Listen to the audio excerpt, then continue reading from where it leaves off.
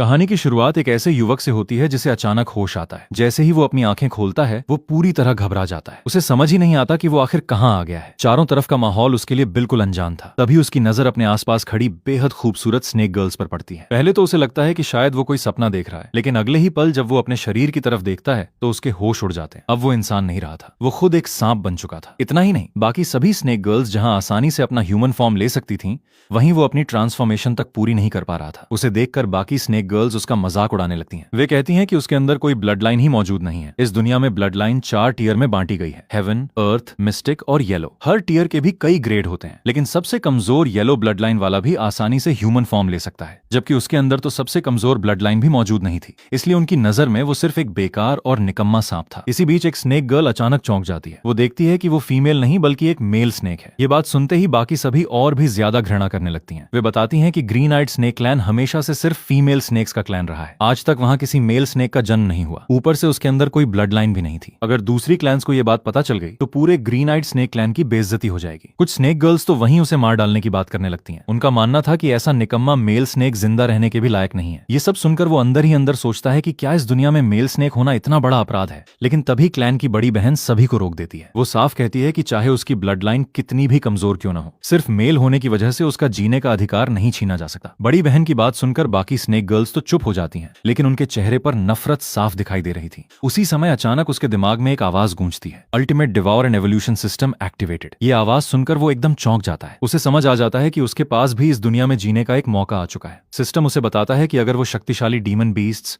Rare treasures और spirit herbs को डिवॉर करेगा तो उसे एवोल्यूशन पॉइंट्स मिलेंगे। उन्हीं एवोल्यूशन पॉइंट्स की मदद से वो लगातार अपनी ब्लड लाइन अपग्रेड कर सकता है और पहले से कहीं ज्यादा शक्तिशाली बन सकता है। ये सुनकर उसके चेहरे पर पहली बार मुस्कान आ जाती है। अभी कुछ देर पहले तक जिसे सब बेकार समझ रहे थे, अब उसके पास सबसे बड़ा सहारा सिस्टम था। थोड़ी देर बाद क्लैन की बड़ी बहन शिकार करके वापस लौटती है। वो पूरे क्लैन के लिए ढेर सारा भोजन लेकर आती है। सभी स्नेक गर्ल्स खुशी खुशी खाने की तरफ दौड़ पड़ती हैं। उसे भी लगता है कि अगर वो इतना सारा खाना खा ले तो शायद जल्दी एवोल्यूशन कर पाएगा, लेकिन जैसे ही वो खाने के लिए आगे बढ़ता है उसे रोक दिया जाता है। स्नेक गर्ल्स उसे ताना मारते हुए कहती हैं कि ये भोजन 3 दिन बाद होने वाले स्नेक मदर ट्रायल की तैयारी के लिए लाया गया है। एक bloodline less male snake का इस भोजन पर कोई अधिकार नहीं है। उसे वहां से भगा दिया जाता है। वो निराश होकर पीछे हट जाता है, लेकिन तभी उसे ट्रायल की एक ऐसी सच्चाई पता चलती है जिसे सुनकर उसके पैरों तले जमीन खिसक जाती है। उसे बताया जाता है कि 3 दिन बाद पूरे पहाड़ के सभी स्नेक क्लैंस को स्नेक मदर के सामने पेश होना होगा। जो भी तय की गई स्ट्रेंथ तक नहीं पहुंच पाएगा उसे वहीं मार दिया जाएगा। ये सुनकर वो पूरी तरह हैरान रह जाता है। उसे लगता है कि अगर ऐसा है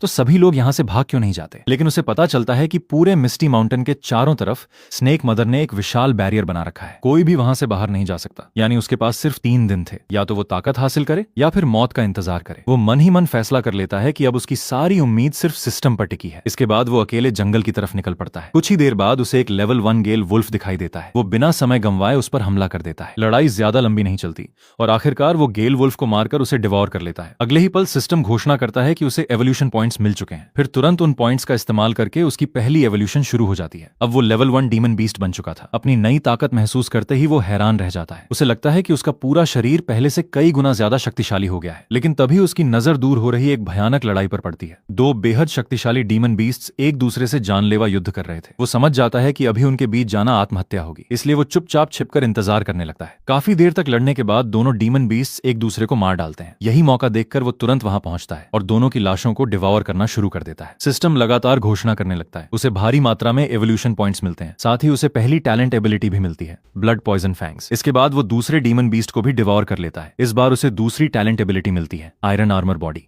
इतने सारे एवोल्यूशन पॉइंट्स मिलने के बाद सिस्टम लगातार अपग्रेड करता जाता है। वो पहले लेवल 2 डीमन बीस्ट और फिर सीधे लेवल 3 डीमन बीस्ट तक पहुंच जाता है। उसका पूरा शरीर बदलने लगता है और अब वो एक साधारण स्नेक नहीं रह जाता। उसकी एवोल्यूशन होकर वो poison marked iron armoured snake बन चुका था। नई शक्ति मिलने के बाद वो अपने शरीर को देखकर खुद भी हैरान रह जाता है। इसी दौरान जंगल में उसे इंसानों का एक समूह दिखाई देता है। वे 3 स्नेक गर्ल्स को पकड़ चुके थे और उन्हें बेचने की तैयारी कर रहे थे। उनके पास कई रेयर हर्ब्स भी मौजूद थे। नंबर 11 तुरंत उनके सामने पहुंच जाता है और उनसे हर्ब्स नीचे रखने के लिए कहता है। इंसान पहले तो उसका मजाक उड़ाते हैं। उन्हें लगता है कि एक ऐसा स्नेक जिसने ह्यूमन फॉर्म तक नहीं लिया उनका क्या बिगाड़ लेगा, लेकिन अगले ही पल लड़ाई शुरू हो जाती है। उनके सारे हमले नंबर 11 के आयरन आर्मर बॉडी पर बेअसर साबित होते हैं। दूसरी तरफ उसके ब्लड पॉइजन फैंग्स इंसानों के लिए बेहद घातक साबित होते हैं। कुछ ही देर में वो सभी दुश्मनों को खत्म कर देता है। तीनों स्नेक गर्ल्स की जान बच जाती है। वे नंबर 11 को पहचान ही नहीं पाती। जब वो खुद बताता है कि वही bloodline less male snake है जिसे कुछ दिन पहले उन्होंने बेकार कहा था, तो तीनों पूरी तरह हैरान रह जाती हैं। लेकिन नंबर 11 साफ कह देता है कि उसने उनकी जान बचाने के लिए लड़ाई नहीं लड़ी। उसे तो सिर्फ उन रेयर हर्ब्स में दिलचस्पी थी। स्नेक गर्ल्स वहां से चली जाती हैं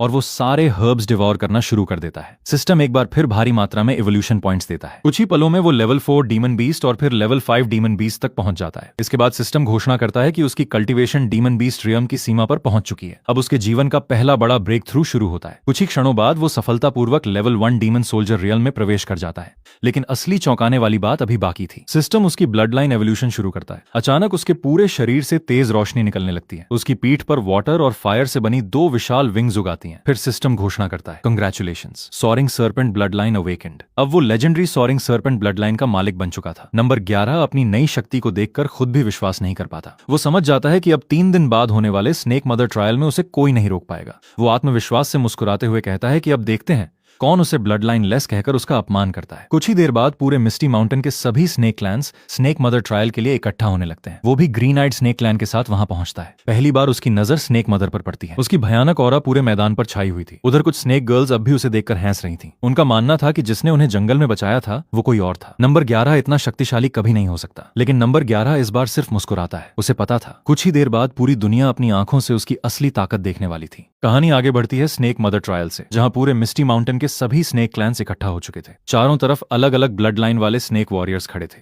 हर किसी के चेहरे पर तनाव साफ दिखाई दे रहा था, क्योंकि आज सिर्फ ताकत की परीक्षा नहीं होने वाली थी, बल्कि कमजोर साबित होने वालों की मौत भी तय थी। ग्रीन आइड स्नेक क्लैन भी नंबर 11 के साथ वहां पहुंच चुका था। जैसे ही कुछ दूसरे क्लैंस की नजर नंबर 11 पर पड़ती है, वे फिर से उसका मजाक उड़ाने लगते हैं। उनका कहना था कि ग्रीन आइड स्नेक क्लैन के लिए इससे बड़ी शर्म की बात क्या होगी कि उनके बीच अब भी एक ऐसा मेल स्नेक मौजूद है जिसने अभी तक ह्यूमन फॉर्म भी हासिल नहीं किया। लेकिन क्लैन की बड़ी बहन तुरंत उनके सामने खड़ी हो जाती है। वो साफ कह देती है कि ग्रीन आइड स्नेक क्लैन के मामलों में दखल देने का अधिकार किसी और क्लैन को नहीं है। उसी समय स्नेक मदर सबकी तरफ देखकर घोषणा करती है कि अब स्ट्रेंथ असेसमेंट शुरू होने वाला है। जो भी इस परीक्षा में सफल होगा वही आगे अपने क्लैन का भविष्य बदल पाएगा। इतना कहते ही स्नेक मदर अपनी भयानक ऑरा पूरे मैदान में फैला देती है। अगले ही पल ऐसा लगता है जैसे पूरे आकाश का भार हर स्नेक वॉरियर के शरीर पर आ गिरा हो। कई स्नेक पीपल उसी समय घुटनों के बल गिर जाते हैं, कुछ दर्द से चीखने लगते हैं, जबकि कई लोगों के शरीर कांपने लगते हैं। बड़ी बहन तुरंत नंबर 11 के पास आती है और उससे कहती है कि वो उसके पीछे खड़ा रहे, शायद उसकी ऑरा से उसे थोड़ा सहारा मिल जाए। लेकिन नंबर 11 को जल्द ही एहसास हो जाता है कि ये दबाव उसके लिए उतना खतरनाक नहीं है जितना बाकी लोगों के लिए। वो पूरी शांति से खड़ा रहता है। समय बीतता जाता है। एक एक करके कई स्नेक वॉरियर्स हार मान लेते हैं, लेकिन नंबर 11 अब भी बिना झुके खड़ा रहता है।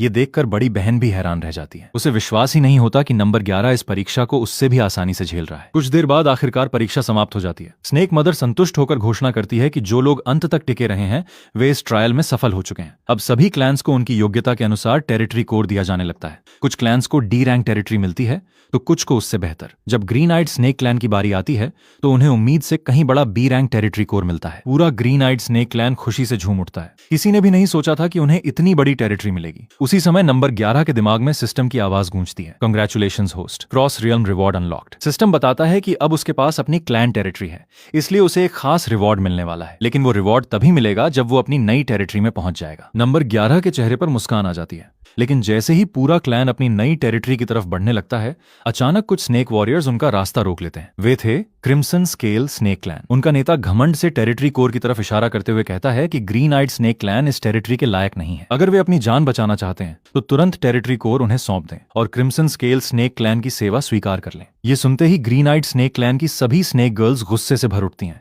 उनकी बड़ी बहन साफ मना कर देती है, लेकिन क्रिम्सन स्केल क्लैन का नेता हंसने लगता है। वो कहता है कि लगता है उन्हें स्नेक रेस का सबसे बड़ा नियम याद नहीं है। इस दुनिया में हाई ब्लड लाइन हमेशा लो ब्लड लाइन पर शासन करती है। अगर किसी की ब्लड लाइन ऊंची है तो वो नीचे वाली ब्लड लाइन को अपना स्लेव बना सकता है। नंबर 11 ये सुनकर हैरान रह जाता है। उसे पहली बार पता चलता है कि इस दुनिया में सिर्फ ताकत ही नहीं बल्कि ब्लड लाइन भी लोगों की किस्मत तय करती है। बड़ी बहन आगे बढ़कर कहती है कि उसकी ब्लड लाइन मिस्टिक ग्रेड है, लेकिन अगले ही पल क्रिम्सन स्केल क्लैन का नेता अपनी ब्लड लाइन रिलीज कर देता है। पूरे मैदान में भारी ऑरा फैल जाती है। वो गर्व से घोषणा करता है, अर्थ ग्रेड ब्लड लाइन। ये सुनते ही ग्रीन आइड स्नेक क्लैन के सभी सदस्य घबरा जाते हैं। मिस्टिक ग्रेड अर्थ ग्रेड के सामने बिल्कुल कमजोर थी। क्रिम्सन स्केल क्लैन का नेता तुरंत स्नेक मदर की तरफ देखकर अनुरोध करता है कि ग्रीन आइड स्नेक क्लैन को उनके क्लैन का स्लेव घोषित कर दिया जाए। स्नेक मदर बिना किसी हिचकिचाहट की अनुमति दे देती है। ये सुनते ही ग्रीन आइड स्नेक क्लैन की कई स्नेक गर्ल्स रोने लगती हैं। उन्हें पता था कि crimson scale clan female snakes के साथ बेहद क्रूर व्यवहार करता है। अगर वे स्लेव बन गईं तो उनकी जिंदगी खत्म हो जाएगी। क्रिम्सन स्केल क्लैन का नेता टेरिटरी कोर छीनने के लिए आगे बढ़ता है। वो बड़ी बहन को अपने साथ ले जाने की बात करता है और नंबर 11 की तरफ देखकर हंसते हुए कहता है कि सबसे पहले इस बदसूरत मेल स्नेक को टेरिटरी से बाहर फेंक दिया जाएगा। ये सुनते ही नंबर 11 का गुस्सा फूट पड़ता है। वो सीधे स्नेक मदर की तरफ देखकर पूछता है, अगर मेरी ब्लड लाइन इन सबसे ऊंची हुई तो क्या मैं इन्हें अपना स्लेव बना सकता हूँ? स्नेक मदर बिना किसी भाव के जवाब देती है, हाँ। बस यही जवाब नंबर 11 को चाहिए था। क्रिम्सन स्केल क्लैन के सभी लोग उसका मजाक उड़ाने लगते हैं। उन्हें लगता है कि एक ऐसा स्नेक जिसने ह्यूमन फॉर्म तक नहीं लिया, वो अर्थ ग्रेड ब्लड लाइन को कैसे चुनौती दे सकता है। लेकिन नंबर 11 शांत रहता है। वो धीरे धीरे अपनी पूरी ब्लड लाइन रिलीज करता है। अगले ही पल पूरे मैदान में तेज रोशनी फैल जाती है। उसकी पीठ से वाटर और फायर की 2 विशाल विंग्स निकल आती हैं। भयानक ऑरा पूरे ट्रायल ग्राउंड में फैल जाती है। सिस्टम द्वारा जागृत heaven grade soaring serpent bloodline पहली बार सबके सामने प्रकट होती है। पूरा मैदान एकदम शांत हो जाता है। हर किसी की आंखों में सिर्फ हैरानी थी। कुछ देर पहले तक जिसे bloodline less male snake कहा जा रहा था, वही अब हेवन ग्रेड ब्लड लाइन का मालिक बन चुका था। ग्रीन आइड स्नेक क्लैन की सभी स्नेक गर्ल्स खुशी से चिल्लाने लगती हैं। उन्हें समझ आ जाता है कि वे अब बच चुकी हैं। दूसरी तरफ क्रिम्सन स्केल क्लैन का नेता पूरी तरह घबरा जाता है। उसे विश्वास ही नहीं होता कि हेवन ग्रेड ब्लड लाइन सचमुच उसके सामने खड़ी है। लेकिन अगले ही पल वो चिल्लाकर अपने लोगों को नंबर 11 को मारने का आदेश देता है। उसे लगता था कि अगर नंबर 11 अभी जिंदा रहा तो भविष्य में वो पूरे स्नेक रेस के लिए खतरा बन जाएगा। जैसे ही वे हमला करते हैं, नंबर 11 तुरंत अपनी डीमन सोल्जर ऑरा रिलीज कर देता है। अब सबको पता चल जाता है कि वो सिर्फ हेवन ग्रेड ब्लड लाइन का मालिक ही नहीं, बल्कि डीमन सोल्जर रियल्म तक भी पहुंच चुका है। क्रिम्सन स्केल क्लैन के लोग उसके सामने टिक ही नहीं पाते। कुछ ही पलों में नंबर 11 उन्हें एक एक करके हरा देता है। उनका नेता आखिर में डरकर शांति की भीख मांगने लगता है। लेकिन नंबर 11 साफ कह देता है, जब तुम हमें स्लेव बनाने आए थे तब तुम्हें दया याद नहीं आई थी। इतना कहते ही वो आखिरी वार करता है। क्रिम्सन स्केल क्लैन पूरी तरह हार जाता है। अब पूरा ट्रायल ग्राउंड शांत हो चुका था। नंबर 11 ऊंची आवाज में सबको चुनौती देता है, अगर किसी को ग्रीन आइड स्नेक क्लैन से कोई शिकायत है तो सामने आ जाए। लेकिन इस बार कोई भी आगे नहीं बढ़ता। सभी क्लैंस चुपचाप सिर झुका लेते हैं। स्नेक मदर भी नंबर 11 की ताकत से प्रभावित हो जाती है। वो घोषणा करती है कि असली शक्तिशाली व्यक्ति हमेशा बड़े इनाम का अधिकारी होता है। इसके बाद वो ग्रीन आइड स्नेक क्लैन के टेरिटरी कोर को अपग्रेड कर देती है। अब उन्हें पहले से भी बेहतर टेरिटरी मिलने वाली थी। पूरा ग्रीन आइड स्नेक क्लैन खुशी खुशी अपनी नई टेरिटरी की तरफ निकल पड़ता है। जैसे ही वे वहां पहुंचते हैं, सभी की आंखें चमक उठती हैं। चारों तरफ बेहद घनी स्पिरिचुअल एनर्जी फैली हुई थी। सिर्फ सांस लेने से ही ऐसा महसूस हो रहा था जैसे कल्टीवेशन अपने आप बढ़ रही हो। सभी स्नेक गर्ल्स खुशी से नंबर 11 के चारों तरफ इकट्ठा हो जाती हैं। कोई कहती है कि आज वो उसके नेस्ट में सोए, दूसरी कहती है कि उसका नेस्ट सबसे बड़ा और सबसे आरामदायक है, तीसरी तो उसका हाथ पकड़कर उसे अपने साथ ले जाने लगती है। नंबर 11 पूरी तरह शर्मिंदा हो जाता है। तभी बड़ी बहन सभी को रोक देती है। वो हंसते हुए कहती है कि नंबर 11 ने आज सबसे बड़ा योगदान दिया है, इसलिए सभी उसका सम्मान करना चाहती हैं। लेकिन अभी वो पूरी तरह मैच्योर नहीं हुआ है। अगर इस समय वो इन सब बातों में उलझ गया तो उसकी कल्टीवेशन पर बुरा असर पड़ेगा। सब लोग हंसने लगते हैं। नंबर 11 भी मुस्कुराता है, लेकिन उसे याद आता है कि अभी उसका सबसे बड़ा काम बाकी है। वो मन ही मन सोचता है कि अभी इन सब बातों का समय नहीं है। सबसे पहले उसे सिस्टम का क्रॉस रियल्म रिवॉर्ड लेना होगा। वो चुपचाप टेरिटरी के एक सुनसान हिस्से की ओर बढ़ जाता है। जैसे ही वो वहां पहुंचता है, सिस्टम सक्रिय हो जाता है। उसके सामने एक चमकती हुई दिव्य लॉ प्रकट होती है। सिस्टम बताता है कि यह एक बेहद दुर्लभ स्पिरिट फ्लेम है। अगर भविष्य में वो 5 अलग अलग एलिमेंट स्पिरिट फ्लेम्स इकट्ठा कर लेफ्टिनेंट, तो वो डीमन रेस के सबसे शक्तिशाली शरीरों में से एक 5 एलिमेंट स्पिरिट बॉडी तैयार कर सकेगा। नंबर 11 ये सुनकर हैरान रह जाता है। उसे समझ आ जाता है कि उसकी अगली यात्रा अभी शुरू ही हुई है। जैसे ही नंबर 11 अपनी नई टेरिटरी के एक शांत हिस्से में पहुंचता है, उसकी पूरी नजर सिस्टम द्वारा मिले उस रहस्यमयी रिवॉर्ड पर टिक जाती है। अभी कुछ ही देर पहले उसे पता चला था कि अगर वो 5 एलिमेंट स्पिरिट फ्लेम्स इकट्ठा कर ले तो भविष्य में 5 एलिमेंट स्पिरिट बॉडी तैयार कर सकता है। ये डीमन रेस के सबसे शक्तिशाली शरीरों में से एक माना जाता था। नंबर 11 बिना देर किए उस स्पिरिट फ्लेम को एब्जॉर्ब करना शुरू कर देता है। शुरुआत में उसे लगता है कि यह प्रक्रिया बेहद कठिन होगी, लेकिन तभी उसके सामने एक चौंकाने वाली घटना होती है। उसे पता चलता है कि मॉल्टन गोल्ड स्पिरिट फ्लेम अपने आप आसपास के लावा से ऊर्जा खींचना शुरू कर चुकी है। सिस्टम लगातार घोषणा करने लगता है, एवोल्यूशन पॉइंट्स 100, 100, 100। नंबर 11 कुछ किए बिना ही लगातार एवोल्यूशन पॉइंट्स हासिल करने लगता है। कुछ ही देर में सिस्टम उन पॉइंट्स का इस्तेमाल करता है। लेवल 2 डीमन सोल्जर, फिर तुरंत लेवल 3 डीमन सोल्जर। सिर्फ लेटे लेटे उसकी कल्टीवेशन बढ़ती जा रही थी। नंबर 11 खुशी से मुस्कुरा देता है, लेकिन अगले ही पल उसे एहसास होता है कि अब हर अगली लेवल के लिए पहले से लगभग 100 गुना ज्यादा एवोल्यूशन पॉइंट्स चाहिए होंगे। यानी अब कल्टीवेशन पहले जितनी आसान नहीं रहने वाली थी। उधर टेरिटरी के बाहर अचानक कुछ स्नेक गर्ल्स पहुंचती हैं। जैसे ही बड़ी बहन उन्हें देखती है, उसके चेहरे का रंग बदल जाता है। वे उसी ब्लड लाइन की दूसरी शाखा से आई हुई स्नेक गर्ल्स थीं। वे बड़ी बहन को देखकर मुस्कुराती हैं और कहती हैं कि आखिरकार उन्हें उसे ढूंढने में सफलता मिल गई। फिर वे बताती हैं कि ब्लैक स्केल स्नेक क्लैन की वजह से उन्हें स्नेक मदर ट्रायल से छूट मिल गई है, लेकिन उनका असली उद्देश्य कुछ और था। वे बड़ी बहन से कहती हैं कि ब्लैक स्केल स्नेक क्लैन का यंग मास्टर जल्द ही अपनी 18 स्नेक कॉन्क्यूबाइंस चुनने वाला है। अगर ग्रीन आइड स्नेक क्लैन की लड़कियां वहां चली जाएं तो पूरी ब्लड लाइन सुरक्षित हो जाएगी। बड़ी बहन बिना सोचे उनका प्रस्ताव ठुकरा देती है। वो कहती है कि वे किसी की कॉन्क्यूबाइन बनने नहीं वाली। ये सुनते ही वे स्नेक गर्ल्स व्यंग्य से हंसने लगती हैं। तभी नंबर 11 आगे बढ़कर उनसे पूछता है, अगर इतना ही अच्छा है तो तुम लोग खुद क्यों नहीं चली जाती? उसका सवाल सुनकर उनका चेहरा उतर जाता है। वे तुरंत नंबर 11 की तरफ इशारा करके कहती हैं कि बड़ी बहन अब किसी जंगली मेल स्नेक के साथ घूम रही है। फिर वे दावा करती हैं कि ग्रीन प्यूपिल स्नेक ब्लड लाइन में कभी मेल स्नेक पैदा ही नहीं होते, इसलिए नंबर 11 किसी भी हालत में उनके क्लैन का सदस्य नहीं हो सकता। नंबर 11 भी बड़ी बहन की तरफ देखने लगता है। तब पहली बार बड़ी बहन उसके जन्म की सच्चाई बताती है। वो कहती है कि कई साल पहले उसे जंगल में एक अकेला स्नेक एग मिला था, वही अंडा बाद में नंबर 11 निकला। यानी आज तक किसी को उसके असली माता पिता या उसकी असली ब्लड लाइन के बारे में कुछ भी पता नहीं था। ये सुनकर सामने खड़ी स्नेक गर्ल्स जोर जोर से हंसने लगती हैं। वे कहती हैं कि ग्रीन आइड स्नेक क्लैन अब इतना कमजोर हो चुका है कि उसे अपनी रक्षा के लिए किसी अज्ञात ब्लड लाइन वाले स्नेक का सहारा लेना पड़ रहा है। इसके बाद वे फिर ब्लैक स्केल स्नेक क्लैन के यंग मास्टर की तारीफ करने लगती हैं। उनके मुताबिक वो अभी पूरी तरह एडल्ट भी नहीं हुआ, फिर भी हाफ स्टेप डीमन जनरल तक पहुंच चुका है। अगर कोई स्नेक गर्ल उसकी कॉन्क्यूबाइन बन जाए तो वो बहुत बड़ा सम्मान होगा। इतना ही नहीं, शायद वो खुश होकर कोई टेरिटरी भी इनाम में दे दे। ये सुनकर बड़ी बहन मुस्कुरा देती है। वो शांत आवाज में कहती है, टेरिटरी की चिंता करने की जरूरत नहीं, हमारे पैरों के नीचे जो जमीन है वही हमारी टेरिटरी है। ये सुनते ही तीनों स्नेक गर्ल्स चौंक जाती हैं। उन्हें यकीन ही नहीं होता कि ग्रीन आइड स्नेक क्लैन के पास सचमुच अपनी टेरिटरी है। वे तुरंत चारों तरफ देखने लगती हैं। यहाँ की स्पिरिचुअल एनर्जी महसूस करते ही उनके चेहरे बदल जाते हैं। चारों तरफ रेयर रिसोर्सेज फैले हुए थे। सिर्फ सांस लेने से ही कल्टीवेशन तेज महसूस हो रही थी।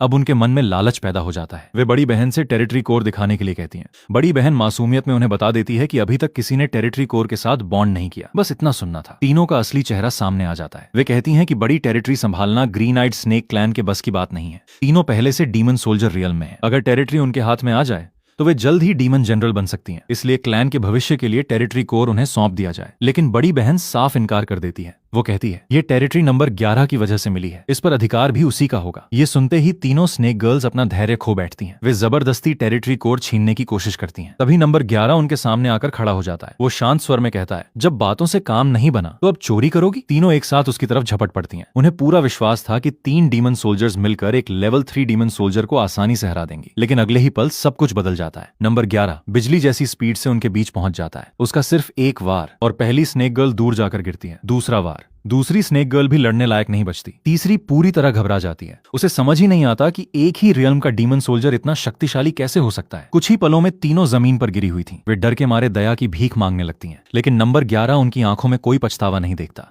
उसे साफ समझ आ जाता है कि अगर आज इन्हें छोड़ दिया तो भविष्य में यही सबसे बड़ा खतरा बनेगी। वो उन्हें खत्म करने का फैसला करता है। तभी उनमें से एक स्नेक गर्ल जोर से हंसने लगती है। वो कहती है, हमें मारकर भी तुम नहीं बचोगे। नंबर 11 रुक जाता है। वो पूछता है, क्या मतलब? स्नेक गर्ल गर्व से बताती है कि मरने से पहले उसने अपनी ब्लड लाइन सीक्रेट टेक्निक इस्तेमाल कर दी है। उस टेक्निक की मदद से सारी जानकारी पहले ही ब्लैक स्केल स्नेक क्लैन तक पहुंच चुकी है। बहुत जल्द उनका पूरा क्लैन इस टेरिटरी पर हमला करेगा और उस क्लैन का लीडर एक असली डीमन जनरल है। ये सुनते ही ग्रीन आइड स्नेक क्लैन के सभी सदस्य घबरा जाते हैं। बड़ी बहन बताती है कि डीमन सोल्जर और डीमन जनरल के बीच का अंतर आसमान और जमीन जितना होता है। चाहे नंबर 11 के पास हेवन ग्रेड ब्लड लाइन ही क्यों न हो, सिर्फ 1 महीने में डीमन जनरल बनना लगभग असंभव है। वो याद दिलाती है कि टेरिटरी क्लेम होने के बाद 1 महीने तक प्रोटेक्शन रहता है। शायद इसी दौरान कोई रास्ता निकल आए। कुछ स्नेक गर्ल्स डरकर टेरिटरी छोड़कर भागने की सलाह देती हैं। उन्हें लगता है कि ब्लैक स्केल स्नेक क्लैन से लड़ना आत्महत्या होगी। लेकिन नंबर 11 सबकी बातें सुनने के बाद शांत आवाज में सिर्फ एक ही बात कहता है, 1 महीना मेरे लिए काफी है। उसकी आंखों में जरा भी डर नहीं था। वो बड़ी बहन से कहता है कि सबसे पहले टेरिटरी कोर को पूरी तरह रिफाइन किया जाए। जैसे ही रिफाइनमेंट पूरा होगा, टेरिटरी के अंदर मौजूद हर स्पिरिट हर्ब, हर रेयर ट्रेजर और हर रिसोर्स का पता चल जाएगा। कुछ समय बाद बड़ी बहन रिफाइनमेंट पूरा कर लेती है। अब उसे पूरे मोल्टन फायर फॉरेस्ट का नक्शा साफ दिखाई देने लगता है। वो खुशी से नंबर 11 को बताती है कि टेरिटरी के अंदर सैकड़ों साल पुराने स्पिरिट हर्ब्स और अनगिनत रेयर ट्रेजर्स छिपे हुए हैं। नंबर 11 तुरंत फैसला करता है कि अब पूरा क्लैन उसके साथ कल्टीवेशन के लिए बाहर जाएगा। लेकिन तभी बड़ी बहन और बाकी स्नेक गर्ल्स उसे रोक देती हैं। वे पहले ही आपस में एक फैसला कर चुकी थीं। अगले पूरे 1 महीने तक टेरिटरी के अंदर मिलने वाला हर रिसोर्स सिर्फ नंबर 11 के लिए होगा। वे कहती हैं कि बिना डीमन जनरल के कोई भी टेरिटरी ज्यादा समय तक सुरक्षित नहीं रह सकती। अगर नंबर 11 जल्दी डीमन जनरल बन गया तो वही पूरे क्लैन की रक्षा कर पाएगा। बड़ी बहन मुस्कुराकर कहती है, हमें सिर्फ इतना चाहिए, जब तुम इतने शक्तिशाली बन जाओ तो हमें अपने साथ रहने की एक जगह दे देना। उनकी बात सुनकर नंबर 11 हल्का सा मुस्कुरा देता है। वो कहता है, तुम लोग अभी भी मुझे कम समझ रही हो, आज मैं तुम्हें दिखाऊंगा कि असली ओवरपावर्ड होना किसे कहते हैं। इसके बाद वो पूरे क्लैन को साथ लेकर मोल्टन फायर फॉरेस्ट के अंदर निकल पड़ता है। रास्ते में वो एक के बाद एक शक्तिशाली डीमन बीस्ट का शिकार करना शुरू कर देता है। कुछ ही समय में वो लगातार 9 लेवल 5 डीमन सोल्जर बीस्ट को मार गिराता है। पूरे ग्रीन आइड स्नेक क्लैन की स्नेक गर्ल्स उसकी ताकत देखकर स्तब्ध रह जाती हैं। वे यकीन ही नहीं कर पाती कि सिर्फ लेवल 3 डीमन सोल्जर होते हुए भी नंबर 11 इतनी आसानी से इतने शक्तिशाली डीमन बीस्ट को खत्म कर रहा है। इसी दौरान बड़ी बहन को एक बेहद दुर्लभ क्रिम्सन फ्लेम हर्ब मिलती है। वो तुरंत उसे नंबर 11 की तरफ बढ़ाते हुए कहती है, ये हर्ब तुम्हारे लिए सबसे ज्यादा उपयोगी होगी, इसे लेकर अपनी कल्टीवेशन और तेज कर लो। और यहीं से नंबर 11 की अगली बड़ी ब्रेक थ्रू की तैयारी शुरू हो जाती है।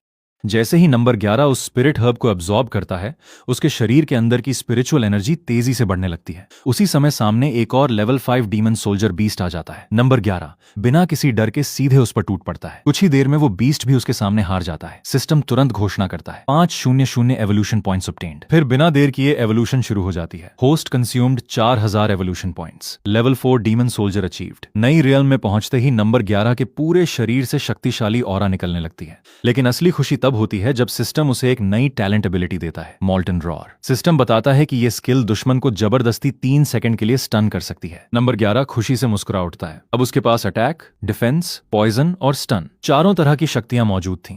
लेकिन सिस्टम यही नहीं रुकता।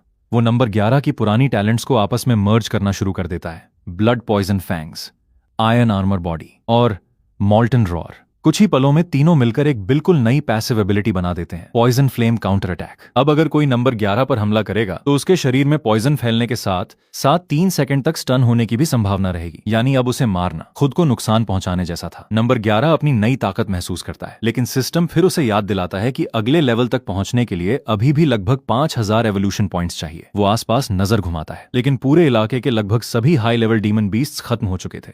अब आगे बढ़ने के लिए उसे कोई नया मौका तलाशना होगा। उसी समय बड़ी बहन उसकी तरफ देखकर मुस्कुराती है। वो कहती है कि नंबर 11 की कल्टीवेशन इतनी तेजी से बढ़ रही है कि अब बाकी सभी उसके पीछे छूटते जा रहे हैं। नंबर 11 भी मुस्कुराकर जवाब देता है, मैंने पहले ही कहा था कि तुम लोगों को अपने रिसोर्सेज छोड़ने की जरूरत नहीं है। वो फैसला करता है कि वापस टेरिटरी पहुंचने के बाद सारे स्पिरिट हर्ब्स पूरे क्लैन में बराबर बांटे जाएंगे। बड़ी बहन उसकी बात सुनकर संतुष्ट हो जाती है, लेकिन तभी सिस्टम अचानक वार्निंग देता है, स्पेशल ट्रेजर डिटेक्टेड। लगभग 12 मील दूर एक बेहद दुर्लभ स्पिरिट फ्लेम प्रकट हुई थी। उसका नाम था green lotus core flame. System बताता है कि यह साधारण स्पिरिट फ्लेम नहीं बल्कि एक हेवनली ट्रेजर है। अगर नंबर 11 इसे सफलतापूर्वक अब्सॉर्ब कर ले तो डीमन जनरल रियल्म तक पहुंचने की उसकी राह बहुत आसान हो जाएगी। ये सुनते ही नंबर 11 की आंखों में चमक आ जाती है, लेकिन बड़ी बहन तुरंत उसे रोक देती है। वो बताती है कि green lotus core flame snake mother की टेरिटरी से बाहर मौजूद है। उसके आगे की जगह पूरी तरह लॉलेस लैंड है। वहां मिस्टी माउंटेन के सबसे ताकतवर डीमन क्लैंस घूमते रहते हैं। जरा सी गलती और मौत तय है। लेकिन नंबर 11 का फैसला बदलने वाला नहीं था। वो शांत आवाज में कहता है, ये स्पिरिट फ्लेम ही मुझे डीमन जनरल बनाएगी। मैं इसे किसी भी कीमत पर हासिल करूंगा। इतना कहकर वो अकेला ही आगे बढ़ जाता है। कुछ देर बाद वो एक विशाल झील के किनारे पहुंचता है। झील के बीचों बीच हरे रंग की दिव्य अग्नि जल रही थी। वही थी ग्रीन लोटस कोर फ्लेम। लेकिन नंबर 11 अकेला नहीं था। उस ट्रेजर के चारों तरफ पहले से कई बड़े डीमन क्लैंस के एक्सपर्ट्स खड़े थे। उनमें pig demon clan, snake demon clan और मिस्टी माउंटेन की 5 सबसे बड़ी शक्तियों के सदस्य मौजूद थे। सबके सब हाफ स्टेप डीमन जनरल थे। ग्रीन आइड स्नेक क्लैन की स्नेक गर्ल्स ये देखकर घबरा जाती हैं। उन्हें समझ आ जाता है कि इतनी बड़ी शक्तियों के सामने उनका टिकना नामुमकिन है। लेकिन तभी पिग डीमन क्लैन का एक एक्सपर्ट नंबर 11 की तरफ देखकर हंसते हुए कहता है, इतने अच्छे चेहरे वाला लड़का शायद इस ट्रेजर का असली मालिक हो सकता है। वो उसे आगे जाकर स्पिरिट फ्लेम लेने के लिए उकसाने लगता है। बाकी एक्सपर्ट्स भी उसकी बात का साथ देते हैं। वे बार बार कहते हैं, जाओ, ट्रेजर तुम्हारा इंतजार कर रही है। लेकिन नंबर 11 तुरंत समझ जाता है कि वे उसे मोहरा बनाना चाहते हैं। उसी समय पिग डीमन क्लैन का एक दूसरा एक्सपर्ट धीरे से उसे चेतावनी देता है। वो कहता है, बाकी सब तुम्हें बलि का बकरा बना रहे हैं। झील के बीच जो आयन स्केल लिजर्ड पड़ा है वो अभी भी half step demon general level का बीस्ट है। घायल होने के बावजूद वो 10 लेवल 4 डीमन सोल्जर्स को एक साथ मार सकता है। नंबर 11 उसकी बात ध्यान से सुनता है, फिर दूर पड़े घायल आयरन स्केल लिजर्ड को देखता है। वो समझ जाता है कि बाकी सभी उसके मरने का इंतजार कर रहे हैं। अगर वो लिजर्ड को मारने में सफल हो गया तो वे तैयार ट्रेजर छीन लेंगे। लेकिन नंबर 11 के दिमाग में कुछ और ही चल रहा था। वो मन ही मन मुस्कुराकर सोचता है, तुम लोगों को ये मरता हुआ बीस्ट दिखाई दे रहा है, मुझे तो सिर्फ एक चलता फिरता एक्सपीरियंस पैक दिखाई दे रहा है। इतना सोचकर वो बिना किसी हिचकिचाहट के सीधे आयरन स्केल लिजर्ड की तरफ बढ़ जाता है। बाकी सभी एक्सपर्ट्स उसे देखकर हंसने लगते हैं। उन्हें पूरा विश्वास था कि कुछ ही सेकंड में ये लड़का मर जाएगा। बड़ी बहन घबराकर उसे वापस बुलाने की कोशिश करती है। वो चिल्लाकर कहती है, नंबर 11 वापस आ जाओ। लेकिन नंबर 11 बिना पीछे देखे सिर्फ एक ही बात कहता है, मुझ पर भरोसा रखो। अगले ही पल वो अपनी heaven grade soaring serpent bloodline activate कर देता है। वाटर और फायर की विशाल विंग्स पूरे आकाश में फैल जाती हैं। भयानक ऑरा पूरे झील के किनारे फैल जाती हैं। बाकी एक्सपर्ट्स पहली बार गंभीर हो जाते हैं। उन्हें एहसास होता है कि ये कोई साधारण डीमन सोल्जर नहीं है। लेकिन उनमें से एक फिर भी हंसते हुए कहता है, ब्लड लाइन चाहे जितनी बड़ी हो, आखिर है तो सिर्फ लेवल 4 डीमन सोल्जर। उधर आयरन स्केल लिजर्ड पूरी ताकत से नंबर 11 पर हमला करता है, लेकिन उसके पहले ही वार से सभी चौंक जाते हैं। नंबर 11 का शरीर जरा भी नहीं हिलता। आयरन आर्मर बॉडी उसकी पूरी रक्षा कर लेती है। कुछ ही पल बाद उसके ब्लड पॉइजन फैंग्स लिजर्ड के शरीर में धंस जाते हैं। धीरे धीरे जहर पूरे शरीर में फैलने लगता है। अचानक नंबर 11 की नई पैसिव एबिलिटी भी एक्टिवेट हो जाती है, poison flame counter attack. Iron scale lizard अचानक 3 सेकंड के लिए स्टन हो जाता है। नंबर 11 यही मौका पकड़ लेता है। वो लगातार कई तेज हमले करता है। कुछ ही क्षणों बाद विशाल आयरन स्केल लिजर्ड जमीन पर गिर पड़ता है। नंबर 11 बिना समय गंवाए उसे डिवावर कर लेता है। सिस्टम तुरंत घोषणा करता है, half step demon general beast devoured. इसके साथ ही उसे एक नई टैलेंट एबिलिटी मिलती है, शैडो स्केल स्टेल्थ। सिस्टम बताता है कि ये एक बेहद दुर्लभ मूवमेंट टैलेंट है। इसकी मदद से नंबर 11 की स्पीड कई गुना बढ़ जाएगी। लेकिन ये talent poison flame counter attack के साथ मर्ज नहीं होगी, ये अलग स्किल की तरह काम करेगी। नंबर 11 मुस्कुराता है। उसे ठीक उसी समय ग्रीन लोटस कोर फ्लेम भी मिल जाती है। वो उसे लेकर वापस जाने लगता है, लेकिन तभी चारों तरफ खड़े एक्सपर्ट्स उसका रास्ता रोक लेते हैं। वे कहते हैं कि आयरन स्केल लिजर्ड को घायल उन्होंने किया था, इसलिए ग्रीन लोटस कोर फ्लेम पर पहला अधिकार उनका है। एक एक्सपर्ट धमकी देता है कि इतनी बड़ी हेवनली ट्रेजर एक लेवल 4 डीमन सोल्जर के हाथ में नहीं रह सकती। बड़ी बहन तुरंत नंबर 11 के सामने आकर खड़ी हो जाती है। वो कहती है, तुम भाग जाओ, मैं इन्हें रोकती हूँ। लेकिन नंबर 11 मुस्कुराकर उसे पीछे हटने का इशारा करता है। फिर अचानक वो जोर से कहता है, मैं ब्लैक स्केल स्नेक क्लैन का यंग मास्टर हूँ। क्या तुम लोग सच में मेरी स्पिरिट फ्लेम छीनना चाहते हो? कुछ पल के लिए सभी एक्सपर्ट्स रुक जाते हैं, लेकिन अगले ही पल उनमें से एक हंसने लगता है। वो कहता है, ये लॉलेस लैंड है, यहाँ किसी क्लैन का नाम काम नहीं आएगा, तुम्हें यहीं मार देंगे, किसी को पता भी नहीं चलेगा। चारों एक्सपर्ट्स एक साथ उसकी तरफ बढ़ते हैं। नंबर 11 शांत स्वर में कहता है, अगर स्पिरिट फ्लेम चाहिए तो पहले मुझे पकड़ कर दिखाओ। इतना कहते ही वो अपनी नई टैलेंट एबिलिटी एक्टिवेट कर देता है, शैडो स्केल स्टेल्थ। अगले ही पल उसका शरीर धुंधला पड़ जाता है। उसकी स्पीड इतनी बढ़ जाती है कि चारों half step demon general experts उसकी परछाई तक नहीं पकड़ पाते। कुछ ही सेकंड में number 11 green lotus core flame लेकर उनकी आंखों के सामने से गायब हो जाता है। चारों एक्सपर्ट्स गुस्से से पागल हो उठते हैं। वे तुरंत उसका पीछा करने निकल पड़ते हैं, लेकिन बाकी कुछ एक्सपर्ट्स वहीं रुक जाते हैं। वे समझ चुके थे कि आज नंबर 11 सिर्फ स्पिरिट फ्लेम ही नहीं ले गया, बल्कि पूरे मिस्टी माउंटेन के सबसे बड़े एक्सपर्ट्स की इज्जत भी अपने साथ लेकर चला गया। उधर बड़ी बहन दूर खड़ी नंबर 11 को सुरक्षित निकलते देख राहत की सांस लेती है, लेकिन उसे पता था कि अब उन चारों half step demon general experts का पीछा यहीं खत्म नहीं होने वाला। अब असली मुसीबत अभी शुरू हुई थी। कहानी आगे बढ़ती है ग्रीन आइड स्नेक क्लैन की नई टेरिटरी से, जहां नंबर 11 अपनी कल्टीवेशन को और तेज करने की तैयारी कर रहा था। ब्लैक स्केल स्नेक क्लैन का खतरा अभी भी उनके सिर पर मंडरा रहा था, इसलिए उसके पास समय बहुत कम था। अगर अगले 1 महीने के अंदर वो डीमन जनरल रियम तक नहीं पहुंचा तो पूरा क्लैन तबाह हो सकता था। बड़ी बहन बाकी स्नेक गर्ल्स में स्पिरिट हर्ब्स बांटने चली जाती है, जबकि नंबर 11 अकेले कल्टीवेशन शुरू कर देता है। जैसे ही वो सिस्टम में जमा हुए एवोल्यूशन पॉइंट्स का इस्तेमाल करता है, तुरंत घोषणा होती है, host consumed 5000 evolution points, level 5 demon soldier achieved.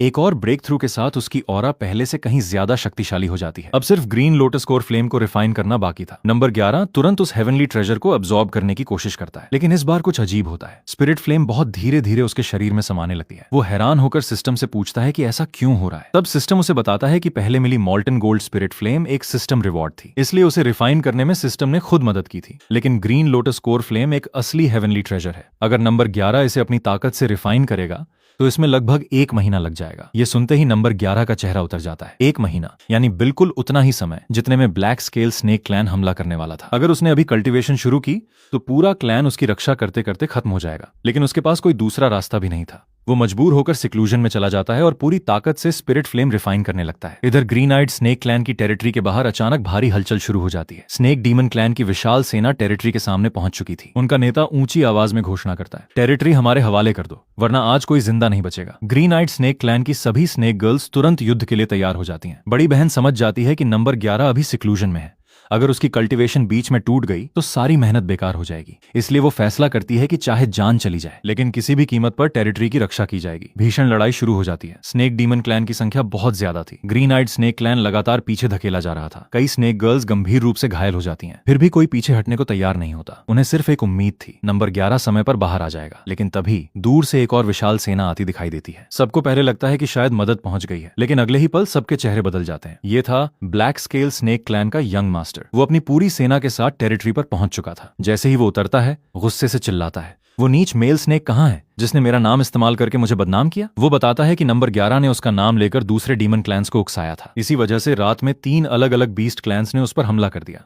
उस लड़ाई में उसकी एक आंख तक चली गई। अब वो सिर्फ बदला लेने आया था। यंग मास्टर अपने सैनिकों को आदेश देता है, पूरी टेरिटरी खोद डालो, उस मेल स्नेक को जिंदा मेरे सामने लाओ। ग्रीन आइड स्नेक क्लैन की सभी स्नेक गर्ल्स उसके सामने दीवार बनकर खड़ी हो जाती हैं। बड़ी बहन साफ कहती है, जब तक हम जिंदा हैं कोई भी नंबर 11 तक नहीं पहुंच सकता। यंग मास्टर बिना एक पल गंवाए हमला करने का आदेश दे देता है। इस बार दोनों सेनाएं एक साथ टूट पड़ती हैं। ग्रीन आइड स्नेक क्लैन पूरी तरह घिर चुका था। हर तरफ चीख पुकार मच जाती है। कुछ ही देर में बड़ी बहन भी बुरी तरह घायल हो जाती है। बाकी स्नेक गर्ल्स भी एक एक करके गिरने लगती हैं। स्नेक डीमन क्लैन के लोग हंसने लगते हैं। उन्हें लगता है कि अब ग्रीन आइड स्नेक क्लैन का अंत तय है। लेकिन उसी समय नंबर 11 के शरीर के अंदर रिफाइन हो रही स्पिरिट फ्लेम अचानक पूरी तरह उसके साथ मर्ज हो जाती है। सिस्टम लगातार घोषणा करने लगता है, major realm breakthrough initiated. जमा हुए एवोल्यूशन पॉइंट्स एक साथ खर्च होने लगते हैं। Post consumed 10,000 evolution points. Level 1 demon general achieved. लेकिन असली बदलाव अभी शुरू हुआ था। सिस्टम अगली घोषणा करता है, second ancestral evolution beginning.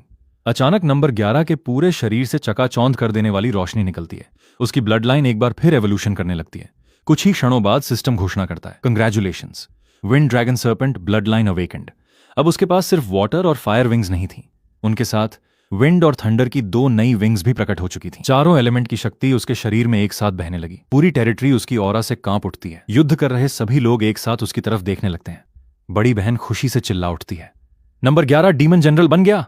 Black scale young master का चेहरा एकदम सफेद पड़ जाता है। उसे विश्वास ही नहीं होता कि सिर्फ 1 महीने पहले ट्रायल पास करने वाला स्नेक आज डीमन जनरल बन चुका है। अगले ही पल नंबर 11 आसमान से बिजली की तरह युद्ध भूमि में उतरता है। उसकी wind dragon serpent bloodline पूरे मैदान पर छा जाती है। यंग मास्टर गुस्से में उस पर हमला करता है, लेकिन अब दोनों के बीच ताकत का अंतर बहुत बड़ा हो चुका था। नंबर 11 सिर्फ एक वार में उसे कई मीटर दूर फेंक देता है। यंग मास्टर पूरी ताकत से दोबारा हमला करता है, लेकिन नंबर 11 की विंड और थंडर स्पीड इतनी तेज थी कि वो उसका एक भी वार नहीं छू पाता। कुछ ही क्षणों में यंग मास्टर पूरी तरह हार जाता है। अब पहली बार उसकी आंखों में डर दिखाई देता है। वो कांपती आवाज में कहता है, मुझे मत मारो, मेरे पिता स्नेक मदर के सबसे भरोसेमंद अधीनस्थ हैं। लेकिन नंबर 11 शांत आवाज में जवाब देता है, जो मेरे क्लैन पर हमला करेगा उसके लिए सिर्फ एक ही सजा है। इतना कहते ही वो अंतिम वार करता है। ब्लैक स्केल स्नेक क्लैन का यंग मास्टर वहीं मारा जाता है। अपने यंग मास्टर की मौत देखते ही पूरी ब्लैक स्केल आर्मी के हौसले टूट जाते हैं। कुछ सैनिक वहीं से भाग जाते हैं, बाकी भी अपनी जान बचाकर जंगल की तरफ भाग निकलते हैं। स्नेक डीमन क्लैन भी तुरंत पीछे हट जाता है। कुछ ही पलों में पूरा युद्ध खत्म हो जाता है। ग्रीन आइड स्नेक क्लैन की सभी स्नेक गर्ल्स खुशी से नंबर 11 के चारों तरफ इकट्ठा हो जाती हैं। उनकी आंखों में आंसू थे। अगर नंबर 11 कुछ देर और बाहर नहीं आता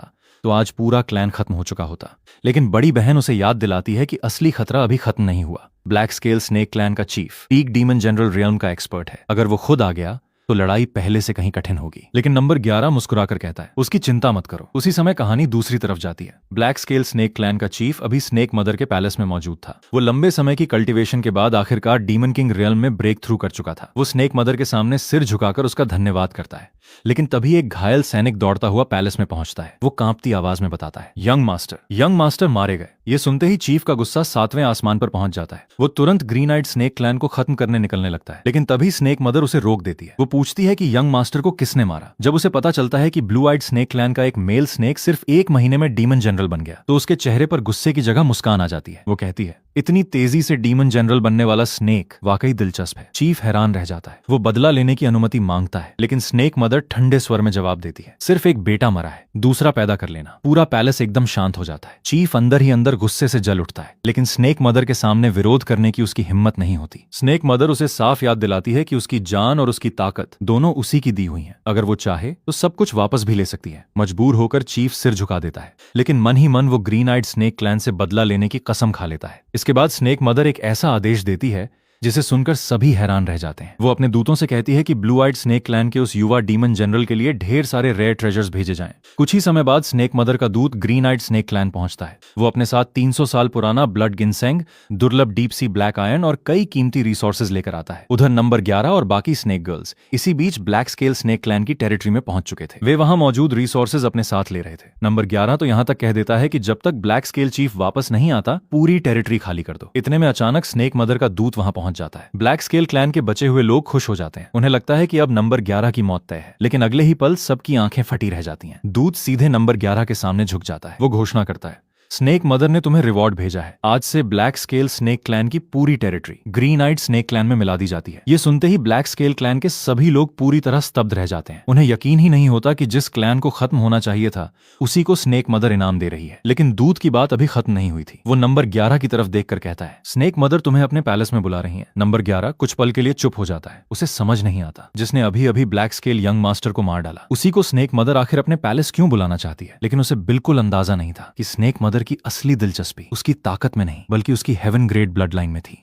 स्नेक मदर के पैलेस में पहुंचने के बाद भी नंबर 11 पूरी तरह सहज नहीं था। जब से वो अंदर आया था, उसे लगातार महसूस हो रहा था कि स्नेक मदर की नजरें हर पल उसी पर टिकी हुई हैं। वो जितनी देर पैलेस में रहता उतना ही ज्यादा उसे लगता कि इस पूरे मामले में कुछ न कुछ जरूर छिपा हुआ है। इतने में उसकी नजर पैलेस में खड़े एक और डीमन पर पड़ती है। वो कोई और नहीं बल्कि ब्लैक स्केल स्नेक क्लैन का चीफ था। नंबर 11 उसे पहचान नहीं पाता, इसलिए मन ही मन सोचने लगता है कि आखिर ये बूढ़ा डीमन कौन है। तभी सिस्टम उसे याद दिलाता है कि यही ब्लैक स्केल स्नेक क्लैन का चीफ है। कुछ ही देर पहले यही अपने बेटे की मौत का बदला लेने के लिए चीख चीख कर उसे मारने की कसम खा रहा था। नंबर 11 अंदर ही अंदर मुस्कुरा देता है। उधर ब्लैक स्केल चीफ की आंखों में नफरत साफ दिखाई दे रही थी, लेकिन स्नेक मदर के सामने उसकी कुछ भी बोलने की हिम्मत नहीं थी। उसी समय स्नेक मदर हाथ के इशारे से नंबर 11 को अपने पास बुलाती है। नंबर 11 बिना विरोध किए आगे बढ़ जाता है। इसके बाद स्नेक मदर उसे पैलेस के सबसे सुरक्षित हिस्से में ले जाती है। वहां एक विशाल ब्लड पूल मौजूद था। पूरा ब्लड पूल गाढ़े लाल रंग की ऊर्जा से भरा हुआ था और उससे निकलने वाली ऑरा बेहद शक्तिशाली थी। ब्लैक स्केल चीफ ये देखकर और भी ज्यादा जलने लगता है। वो मन ही मन सोचता है कि उसने इतने वर्षों तक स्नेक मदर की सेवा की, लेकिन उसे कभी भी इस जगह में प्रवेश करने की अनुमति नहीं मिली। आज वही मौका नंबर 11 को मिल रहा था। स्नेक मदर शांत स्वर में कहती है, ये अवेकनिंग ब्लड पूल है। ये डीमन क्लैन की ब्लड लाइन को और भी शक्तिशाली बना सकता है। नंबर 11 बिना देर किए ब्लड पूल में उतर जाता है। जैसे ही वो कल्टीवेशन शुरू करता है, ब्लड पूल की सारी ऊर्जा उसके शरीर की तरफ दौड़ने लगती है। सिस्टम लगातार घोषणा करने लगता है, evolution points 2000, evolution points 2000, evolution points 2000। इतनी तेज गति से एवोल्यूशन पॉइंट्स मिलने लगते हैं कि नंबर 11 खुद भी हैरान रह जाता है। कुछ ही क्षणों में लाखों एवोल्यूशन पॉइंट्स जमा हो जाते हैं। सिस्टम तुरंत उन्हें इस्तेमाल करता है। Host consumed 1,0,0,0,0 evolution points. Level 2 demon general achieved. Number 11 की कल्टीवेशन फिर से बढ़ जाती है। वो हैरानी से पूरे ब्लड पूल की तरफ देखता है। उसे महसूस होता है कि अगर वो इस पूरे ब्लड पूल की शक्ति अब्सॉर्ब कर लेफ्टिनेंट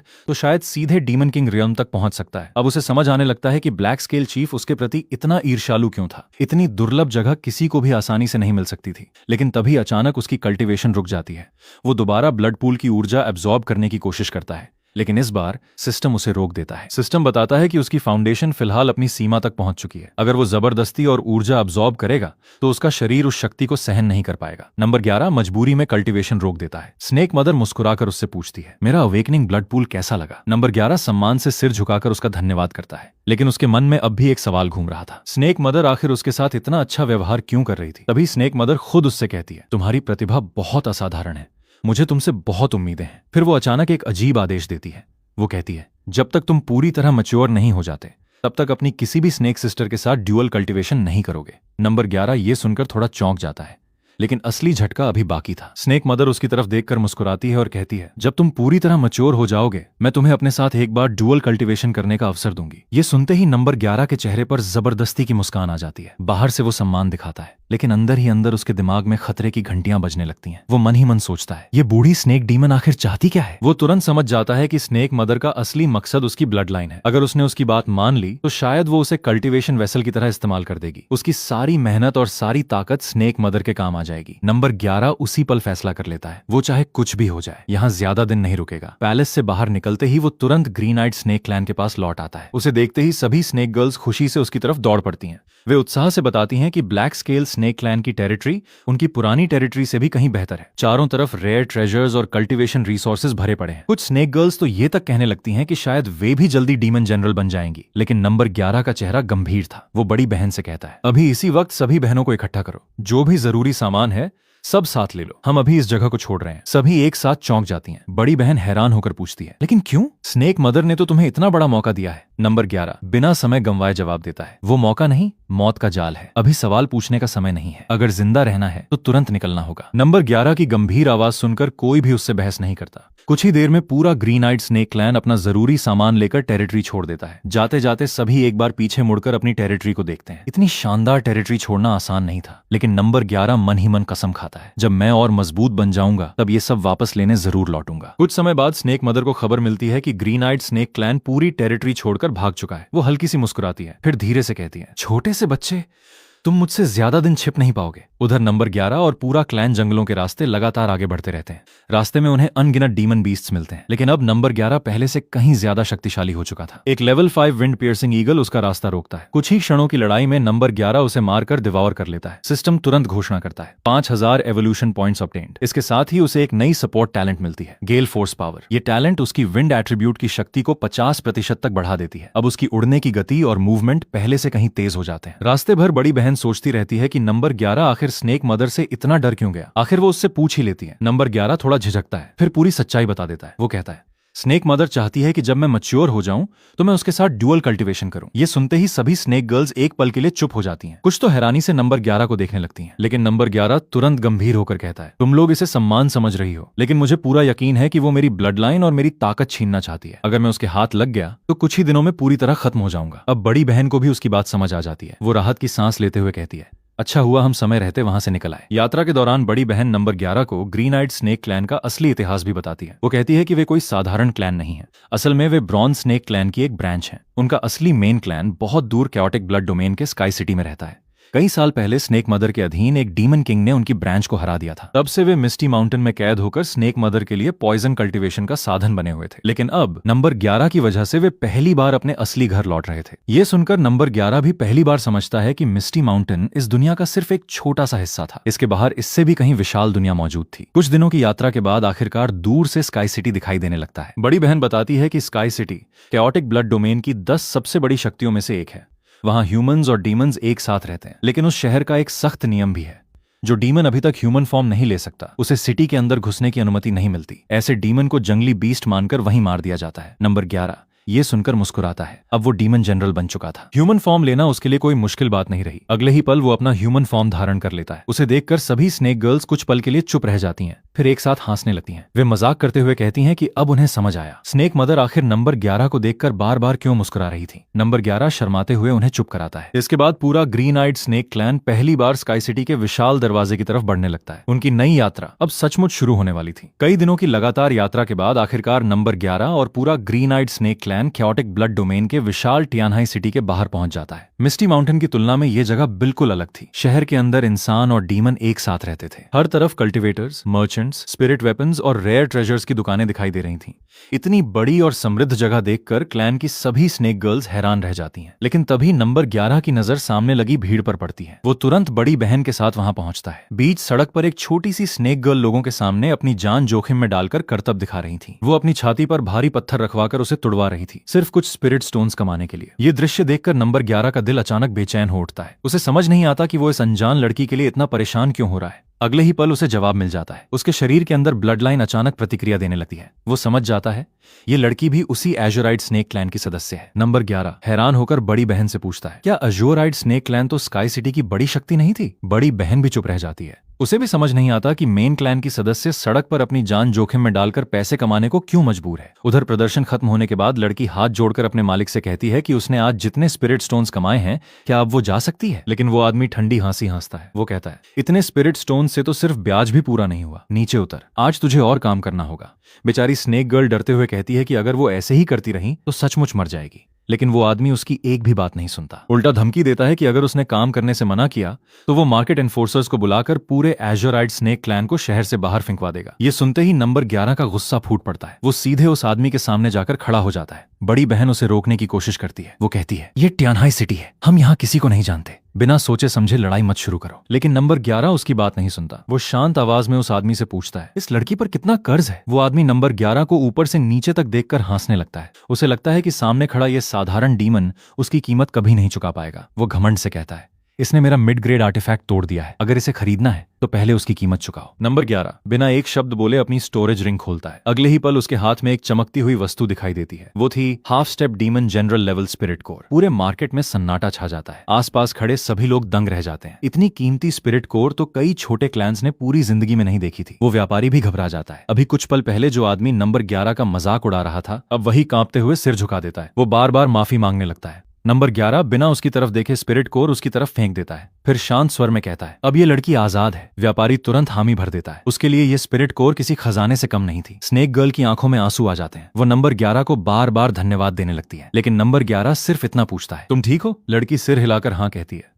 फिर धीरे से बताती है कि वो भी एजोराइड स्नेक क्लैन से है। ये सुनकर नंबर 11 मुस्कुराता है। वो बताता है कि वो भी उसी ब्लड लाइन की एक ब्रांच से आया है। ये सुनते ही लड़की हैरान रह जाती है। वो कहती है कि कई साल पहले मिस्टी माउंटेन में खोई हुई ब्रांच ब्लड लाइन की कहानी उसने बचपन से सुनी थी, और जैसे ही उसने नंबर 11 को देखा, उसे भी ब्लड लाइन कनेक्शन महसूस होने लगा था। लेकिन तभी उसकी नजर नंबर 11 पर टिक जाती है। वो हैरानी से पूछती है, अजोराइड स्नेक क्लैन में मेल स्नेक? नंबर 11 कुछ बोलने ही वाला होता है कि बड़ी बहन जल्दी से पूरी बात समझा देती है। वो हंसते हुए कहती है कि नंबर 11 को उसने जंगल असल में एक अंडे के रूप में पाया था। बस इतना सुनना था कि नंबर 11 शर्म से बड़ी बहन की तरफ देखने लगता है। वो कहता है, कृपया हर किसी को ये मत बताया करो कि मैं मिला हुआ था। सभी स्नेक गर्ल्स हंस पड़ती हैं। थोड़ी देर बाद नंबर 11 लड़की से पूछता है, अगर एज़ोराइड स्नेक क्लैन इतनी बड़ी शक्ति थी तो आज उसकी हालत ऐसी क्यों है? ये सवाल सुनते ही लड़की का चेहरा उदास हो जाता है। वो बताती है कि कई साल पहले स्नेक मदर ने पूरे कैओटिक ब्लड डोमेन पर युद्ध छेड़ दिया था। उस युद्ध में एज़ोराइड स्नेक क्लैन के लगभग सभी डीमन किंग्स और डीमन जनरल्स मारे गए। अब पूरे मेन क्लैन में सिर्फ क्लैन लीडर ही डीमन सोल्जर रियल्म में बची हैं। ताकत खत्म होते ही दूसरे बड़े क्लैंस ने उन्हें मेन सिटी से निकाल दिया। आज उनकी पूरी क्लैन आउटर मार्केट की एक गरीब बस्ती में रहने को मजबूर है। जीवित रहने के लिए क्लैन लीडर तक को दूसरे लोगों के यहाँ छोटा मोटा काम करना पड़ता है। साधारण क्लैन मेंबर्स की हालत तो उससे भी बदतर है। ये सब सुनकर नंबर 11 और बाकी स्नेक गर्ल्स चुप हो जाते हैं। उन्हें पहली बार एहसास होता है कि मेन क्लैन भी उनसे ज्यादा दुख झेल चुका है।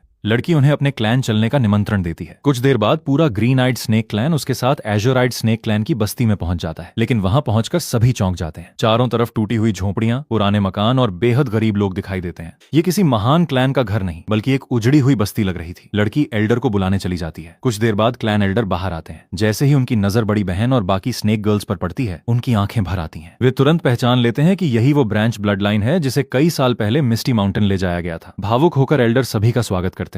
वे कहते हैं, तुम लोग आखिरकार घर वापस आ गए। ग्रीन आइड स्नेक क्लैन की कई स्नेक गर्ल्स की आंखों में भी आंसू आ जाते हैं।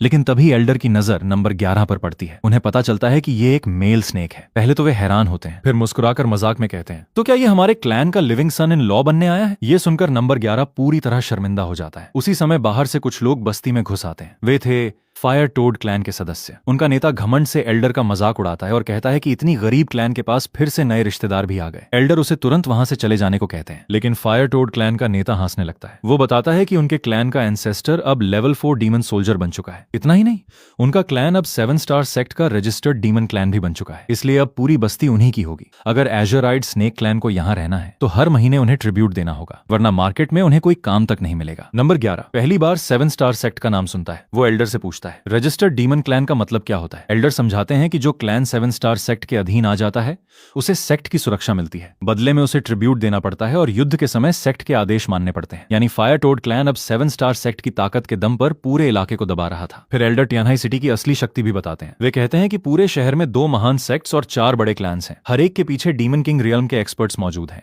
7 स्टार सेक्ट उन्हीं 2 सबसे बड़े सेक्ट्स में से एक है। ये सुनकर नंबर 11 समझ जाता है कि मिस्टी माउंटेन की दुनिया बहुत छोटी थी। यहाँ उससे कहीं ज्यादा बड़े दुश्मन मौजूद हैं। इसके बाद बड़ी बहन एल्डर को पिछले 1 महीने की पूरी कहानी सुनाती है।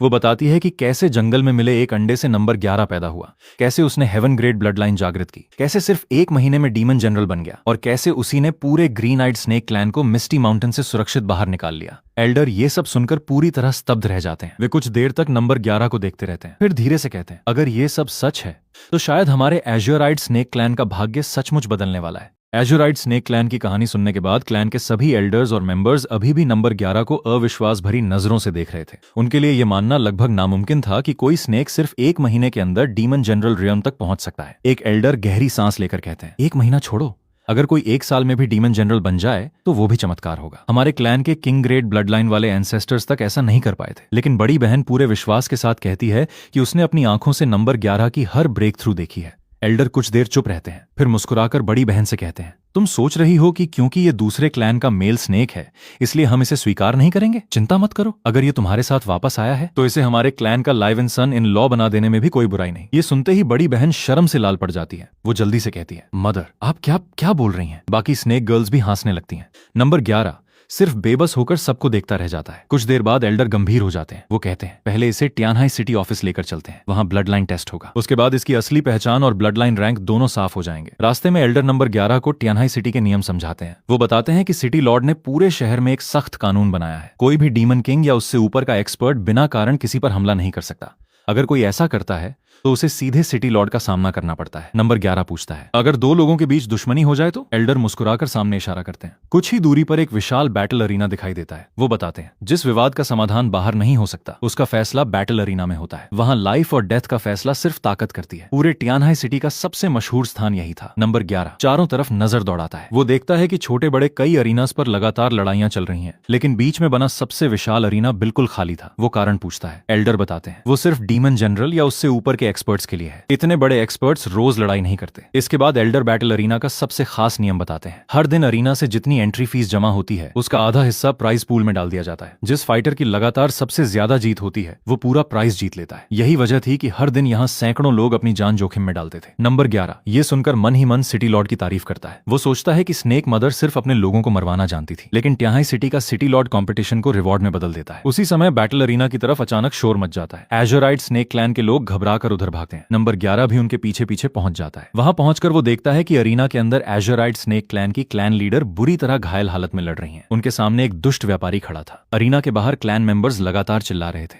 क्लैन लीडर अब लड़ाई छोड़ दीजिए, हम हार मानते हैं। लेकिन व्यापारी हंसते हुए कहता है, हार मानने का फैसला तुम लोग नहीं करोगे, उसे खुद कहना होगा। फिर वो सबके सामने पूरी बात बताता है। उसका कहना था कि क्लैन लीडर ने उस पर झूठा आरोप लगाया कि उसने फेक मेडिसिन बेची है और पैसे वापस मांगे, इसलिए आज वो उसे सबक सिखाने आया है। लेकिन एजोराइड स्नेक क्लैन के मेंबर्स सच्चाई बताते हैं। वे कहते हैं कि क्लैन लीडर ने पूरे क्लैन की 1 साल की बचत इकट्ठा करके उससे पिल्स खरीदी थी ताकि सभी जल्दी कल्टीवेशन कर सकें। लेकिन वो व्यापारी फेक पिल्स बेचकर सारा पैसा लेकर भाग गया। जब क्लैन लीडर पैसे वापस मांगने गई तो उसने उल्टा उन्हें बैटल अरीना में मौत की लड़ाई के लिए चुनौती दे दी। नंबर 11 सब सुनकर समझ जाता है ये लड़ाई सम्मान की नहीं बल्कि सबूत मिटाने की थी। व्यापारी चाहता था कि क्लैन लीडर यहीं मर जाए ताकि कोई उसकी धोखाधड़ी साबित न कर सके। इतने में एक शाही रथ अरीना के बाहर रुकता है। उसमें से 7 स्टार सेक्ट की एक युवा महिला बाहर निकलती है। उसके पीछे एक level 5 demon soldier bear demon खड़ा था। वो उसका स्पिरिट सर्वेंट था। महिला अपने सेवक से कहती है, मेरे अधीन मुझे ऐसे निकम्मे सर्वेंट्स की जरूरत नहीं। उसका सेवक तुरंत झुक जाता है। लेकिन तभी महिला की नजर नंबर 11 पर पड़ती है। वो पहली बार उसकी ऑरा महसूस करती है और चुपचाप उसे देखने लगती है। उधर व्यापारी क्लैन लीडर को मारने के लिए आगे बढ़ता है। बस उसी समय नंबर 11 आगे निकल आता है। वो ऊंची आवाज में कहता है, रुको। सभी लोग उसकी तरफ देखने लगते हैं। व्यापारी गुस्से से पूछता है, तू कौन होता है बीच में बोलने वाला? नंबर 11 शांत स्वर में जवाब देता है, अगर लड़ना ही है तो मुझसे लड़। व्यापारी हंस पड़ता है। वो कहता है, मैं तेरी चुनौती क्यों स्वीकार करूं? नंबर 11 बिना कुछ बोले अपनी स्टोरेज रिंग से एक बड़ा टुकड़ा निकालता है। वो था 100 ईयर ब्लैक आयरन। ये हाई ग्रेड मैजिकल वेपन्स बनाने का बेहद कीमती मटेरियल था। पूरा अरीना फिर से चौंक जाता है। कई लोग तुरंत नंबर 11 को पहचान लेते हैं। यही वही स्नेक था जिसने मार्केट में half step demon general spirit core निकालकर सबको हैरान कर दिया था। व्यापारी की आंखों में लालच भर जाता है। वो तुरंत चैलेंज स्वीकार कर लेता है। बड़ी बहन नंबर 11 को रोकने की कोशिश करती है, लेकिन नंबर 11 सिर्फ मुस्कुराकर कहता है, चिंता मत करो। उधर घायल क्लैन लीडर को नीचे उतारा जाता है। नंबर 11 अपनी स्टोरेज रिंग से हीलिंग मेडिसिन निकालकर उन्हें देता है। दवा खाते ही उनकी हालत कुछ बेहतर होने लगती है। क्लैन मेंबर्स जल्दी से बताते हैं कि यही ग्रीन आइड स्नेक क्लैन की ब्रांच है जो हिडन मिस्ट माउंटेन से वापस लौटी है और नंबर 11 ने ही उन्हें बचाकर यहाँ तक पहुंचाया है। क्लैन लीडर पहली बार ध्यान से नंबर 11 को देखती हैं। उधर व्यापारी अरीना के बीच में खड़ा होकर नंबर 11 को उकसाने लगता है। वो गर्व से कहता है, मैं लेवल 5 डीमन सोल्जर हूँ। बेयर डीमन क्लैन की ताकत पूरे इलाके में सबसे ज्यादा मानी जाती है। तू मेरे सामने एक वार भी नहीं टिक पाएगा। नंबर 11 शांत खड़ा रहता है। जैसे ही लड़ाई शुरू होती है बेयर डीमन पूरी ताकत से उसकी तरफ दौड़ता है, लेकिन अगले ही पल नंबर 11 अपनी wind dragon serpent bloodline activate कर देता है। विंड, थंडर, वाटर और फायर, चारों एलिमेंट्स की शक्ति एक साथ उसके शरीर से फूट पड़ती है। पूरे अरीना में भयानक दबाव फैल जाता है। बेयर डीमन कुछ समझ पाता उससे पहले ही नंबर 11 एक ही वार करता है। अगले पल पूरा अरीना सन्न रह जाता है। Level 5 demon soldier bear demon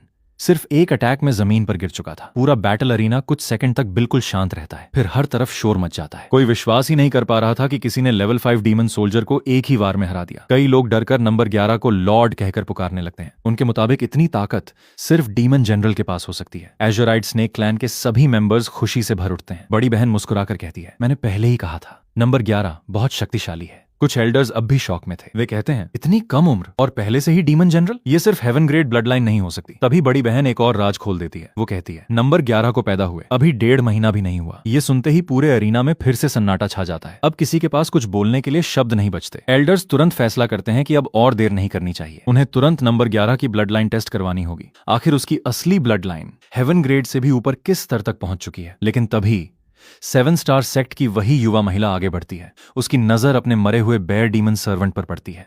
उसकी आवाज ठंडी हो जाती है। वो धीरे से कहती है, मेरे स्पिरिट सर्वेंट को मारकर या तुम ऐसे ही चले जाओगे? आसपास खड़े सभी लोगों के चेहरे बदल जाते हैं, क्योंकि अब नंबर 11 का सामना एक साधारण व्यापारी से नहीं बल्कि 7 स्टार सेक्ट की एक कोर डिसाइपल से होने वाला था। और ये टकराव पूरे ट्यानहाई सिटी को हिला सकता था। फिर नंबर 11 से शांत आवाज में कहती है, बैटल अरीना के नियमों के मुताबिक तुमने कोई गलती नहीं की, लेकिन मुझे तुम्हारे अंदर दिलचस्पी है। वो बताती है कि 1 महीने बाद ड्रैगन राइजिंग बैटल शुरू होने वाली है। ये ट्यानहाई सिटी के लॉर्ड द्वारा हर 50 साल में आयोजित होने वाली सबसे बड़ी प्रतियोगिता है। इस प्रतियोगिता में सिर्फ 30 साल से कम उम्र के प्रतिभाशाली कल्टिवेटर्स हिस्सा ले सकते हैं। जो विजेता बनता है उसे सिर्फ भारी रिवॉर्ड्स ही नहीं मिलते बल्कि उसकी किस्मत भी बदल जाती है। 7 स्टार सेक्ट की कोर डिसाइपल नंबर 11 को अपना साथी बनने का प्रस्ताव देती है। वो पहले से ही उसके टैलेंट को पहचान चुकी थी। नंबर 11 पहले उससे पूछता है, 7 स्टार सेक्ट में तुम्हारे पास इतने लोग हैं, फिर तुम्हें मेरी जरूरत क्यों है? महिला बिना झिझक जवाब देती है, क्योंकि ड्रैगन राइजिंग बैटल सिर्फ ताकत की नहीं, भविष्य के सेक्ट लीडर की भी परीक्षा है और मुझे किसी ऐसे साथी की जरूरत है जो पूरे कॉन्टिनेंट में सबसे अलग हो। फिर वो अपनी ईमानदारी साबित करने के लिए नंबर 11 के सामने 2000 स्पिरिट स्टोन्स रख देती है। वो कहती है, इन्हें उस नुकसान का मुआवजा समझो जो तुम्हारे क्लैन लीडर को फेक मेडिसिन की वजह से हुआ। नंबर 11 उसकी साफगोई से प्रभावित होता है, लेकिन फिर भी कहता है, अगर मैं तुम्हारे साथ लड़ूंगा तो उसकी कीमत होगी। ये सुनकर महिला मुस्कुराती है। वो अपनी स्टोरेज रिंग से एक और खजाना निकालती है। वो था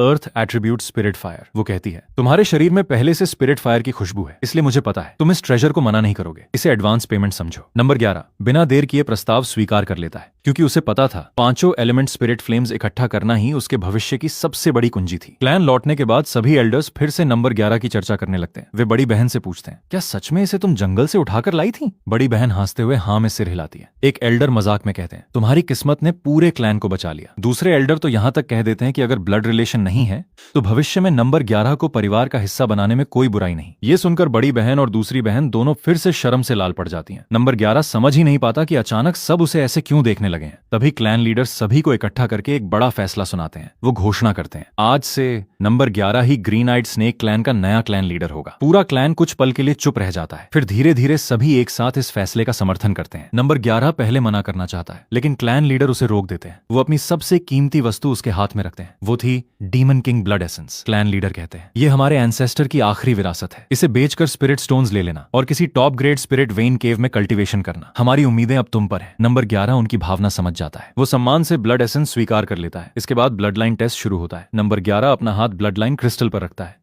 पहले क्रिस्टल हल्का चमकता है, फिर उसकी रोशनी लगातार बढ़ती जाती है। पूरे हॉल में सन्नाटा छा जाता है। कुछ ही क्षणों बाद एल्डर कांपती आवाज में घोषणा करते हैं, supreme grade half step saint level bloodline. पूरा हॉल स्तब्ध रह जाता है। कुछ समय पहले जिसकी ब्लड लाइन हेवन ग्रेड मानी जा रही थी, अब वो सेंट लेवल से सिर्फ एक कदम दूर पहुंच चुकी थी। सभी एल्डर्स तुरंत नंबर 11 के सामने झुक जाते हैं। अब उन्हें यकीन हो चुका था कि भविष्य में वो सिर्फ डीमन किंग ही नहीं, शायद डीमन सेंट तक भी पहुंच सकता है। लेकिन उसी समय बाहर से जोरदार धमाका सुनाई देता है। फायर टोड क्लैन के लोग फिर से एजोराइड स्नेक क्लैन के दरवाजे पर पहुंच चुके थे। उनकी नजर सीधे डीमन किंग ब्लड एसेंस पर थी। उनका नेता घमंड से कहता है, इतना बड़ा खजाना छिपा कर रखा था, अब ये फायर टोड क्लैन का होगा। और यहीं से एजोराइड स्नेक क्लैन की नई लड़ाई शुरू होने वाली थी।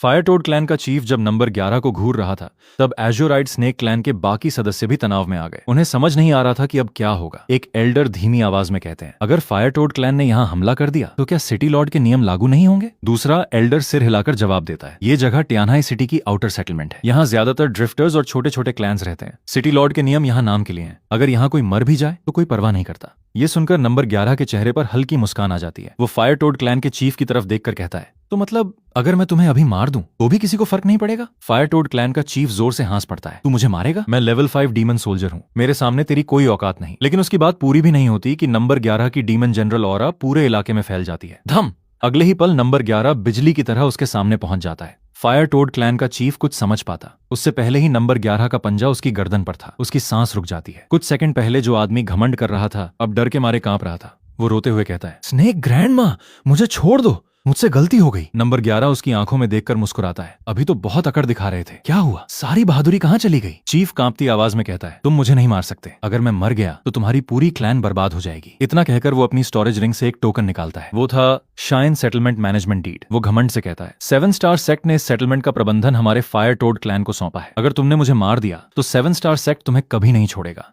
उसके पीछे खड़े बाकी फायर टोड क्लैन के सदस्य भी हिम्मत पकड़ लेते हैं। वे कहते हैं, हमारे चीफ हाल ही में 7 स्टार सेक्ट के एक ट्रू डिसाइपल के बीस्ट सर्वेंट बने हैं। अगर उन्हें पता चल गया तो तुम सबकी मौत तय है। एजोराइड स्नेक क्लैन के एल्डर्स फिर से घबरा जाते हैं, लेकिन नंबर 11 बिल्कुल शांत रहता है। अचानक वो अपनी स्टोरेज रिंग से एक और टोकन निकालता है। जैसे ही फायर टोड क्लैन का चीफ उसे देखता है, उसकी आंखें फैल जाती हैं। वो घबराकर चिल्लाता है, ट्रू डिसाइपल टोकन, तुम्हारे पास ये कैसे आया? नंबर 11 ठंडी आवाज में कहता है, जाकर अपने फायर टोड क्लैन से कह देना, अगर दोबारा ग्रीन आइड स्नेक क्लैन की तरफ देखा भी तो पूरा फायर टोड क्लैन इस दुनिया से मिटा दूंगा। इतना कहकर वो चीफ को छोड़ देता है। फायर टोड क्लैन के सभी लोग डर के मारे भाग जाते हैं। उनके जाने के बाद क्लैन लीडर नंबर 11 से पूछते हैं, क्या तुमने सच में 7 स्टार सेक्ट की उस डिसाइपल के साथ अलायंस कर लिया? नंबर 11 सिर हिलाता है। वो बताता है कि 1 महीने बाद होने वाली हिडन ड्रैगन बैटल में वो उसी के साथ हिस्सा लेने वाला है। क्लैन के सभी लोग एक साथ चौंक जाते हैं। एक एल्डर तुरंत विरोध करता है, हिडन ड्रैगन बैटल मजाक नहीं है, वहां पूरे ग्रेट वाइल्डरनेस के सबसे बड़े प्रतिभाशाली कल्टीवेटर्स आते हैं, हर साल अनगिनत लोग मर जाते हैं, तुम्हारे पास इतना टैलेंट है,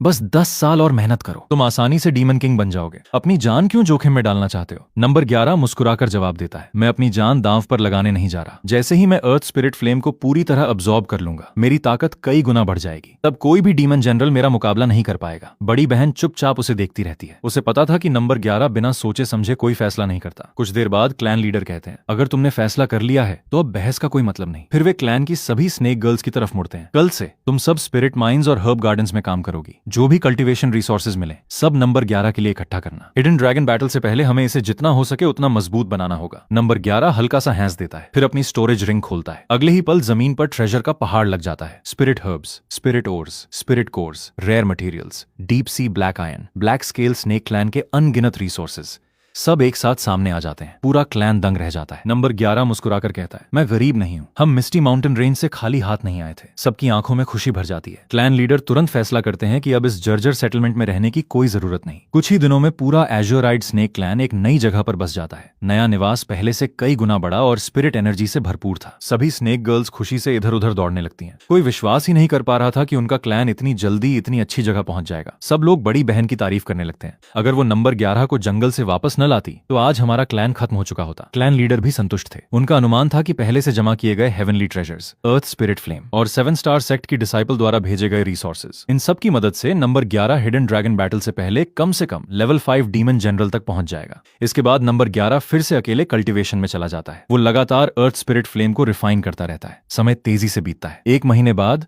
उसकी कल्टीवेशन आखिरकार फिर ब्रेक थ्रू कर जाती है। वो सफलतापूर्वक लेवल 5 डीमन जनरल तक पहुंच जाता है। अर्थ स्पिरिट फ्लेम उसकी फाउंडेशन को पहले से भी ज्यादा मजबूत बना देती है। उसी समय हिडन ड्रैगन बैटल शुरू होने का दिन भी आ जाता है। नंबर 11 कल्टीवेशन से बाहर निकलता है। बड़ी बहन खुशी से कहती है, आखिर तुम बाहर आ गए, देखो सब लोग यहाँ बहुत खुश हैं। नंबर 11 पूरे क्लैन को देखकर संतुष्ट हो जाता है। तभी 7 स्टार सेक्ट की डिसाइपल वहां पहुंचती है। वो नंबर 11 की ऑरा महसूस करते ही मुस्कुराने लगती है। लगता है तुमने फिर ब्रेक थ्रू कर लिया। अब हिडन ड्रैगन बैटल जीतने की हमारी उम्मीद पहले से कहीं ज्यादा है। वो बताती है कि 7 स्टार सेक्ट के बाकी 2 ट्रू डिसाइपल्स भी लगभग उसकी बराबरी की ताकत रखते हैं। अगर उन्हें टॉप मॉन्स्टर्स का सामना न करना पड़े तो अच्छी रैंकिंग मिल सकती है। दोनों तुरंत हिडन ड्रैगन बैटलफील्ड की ओर निकल पड़ते हैं। कुछ देर बाद वे विशाल हिडन ड्रैगन प्लेटफॉर्म पर पहुंचते हैं। पूरा मैदान हजारों प्रतिभाशाली कल्टीवेटर से भरा हुआ था। आसमान में अलग अलग शक्तियों के डीमन किंग एक्सपर्ट्स बैठे हुए थे। ये सभी हिडन ड्रैगन बैटल के विटनेस थे। नंबर 11 पहली बार इतना बड़ा आयोजन देखता है। उसी समय उसकी नजर दूर बैठे ब्लैक स्केल स्नेक क्लैन के उसी पुराने चीफ पर पड़ती है, लेकिन वो कुछ नहीं कहता। जल्द ही प्रतियोगिता में हिस्सा लेने वाले सबसे बड़े प्रतिभाशाली योद्धाओं का परिचय कराया जाता है।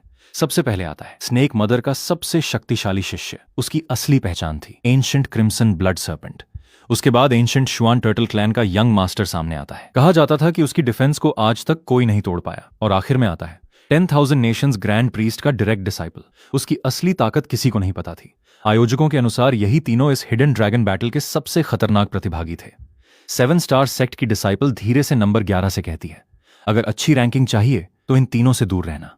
लेकिन नंबर 11 मुस्कुरा देता है। उसे इन तीनों की ताकत उतनी खतरनाक नहीं लगती। उसी समय 7 स्टार सेक्ट का दूसरा ट्रू डिसाइपल वहां पहुंचता है। वो अपनी तरफ खड़े सन क्लैन के यंग मास्टर के साथ नंबर 11 का मजाक उड़ाने लगता है। वो ताना मारते हुए कहता है, मुझे लगा था तुम कोई बड़ा एक्सपर्ट ढूंढ कर लाई हो, लेकिन साथ में तो एक जंगली मेल स्नेक लेकर घूम रही हो। 7 स्टार सेक्ट की डिसाइपल तुरंत जवाब देती है, ये मेरा एलाई है, इस बारे में तुम्हें बोलने का कोई अधिकार नहीं। दूसरा ट्रू डिसाइपल हंसते हुए कहता है, कोई बात नहीं, हिडन ड्रैगन बैटल शुरू होने दो, फिर इसी प्लेटफॉर्म पर इसका अंत कर देंगे। सन क्लैन का यंग मास्टर भी मुस्कुराकर हामी भर देता है। दोनों धमकी देकर वहां से चले जाते हैं, लेकिन नंबर 11 बिल्कुल भी परेशान नहीं होता। वो मुस्कुराकर अपनी साथी से कहता है, चिंता मत करो, वो दोनों खुद चलकर मेरे सामने आए हैं। अब उन्हें हराने में ज्यादा मेहनत नहीं करनी पड़ेगी। और इसी के साथ हिडन ड्रैगन बैटल की असली शुरुआत होने वाली थी। नंबर 11 और 7 स्टार सेक्ट की ट्रू डिसाइपल अभी हिडन ड्रैगन बैटलफील्ड के किनारे ही खड़े थे कि नंबर 11 मुस्कुराकर पूछता है, वैसे ये हिडन ड्रैगन बैटल आखिर शुरू कब होगा? लेकिन उसके सवाल का जवाब कोई देता उससे पहले ही पूरा आसमान अचानक कांप उठता है, धरती हिलने लगती है, चारों तरफ स्पिरिचुअल एनर्जी का भयंकर तूफान उठ खड़ा होता है। सभी प्रतिभागी एक साथ ऊपर देखने लगते हैं।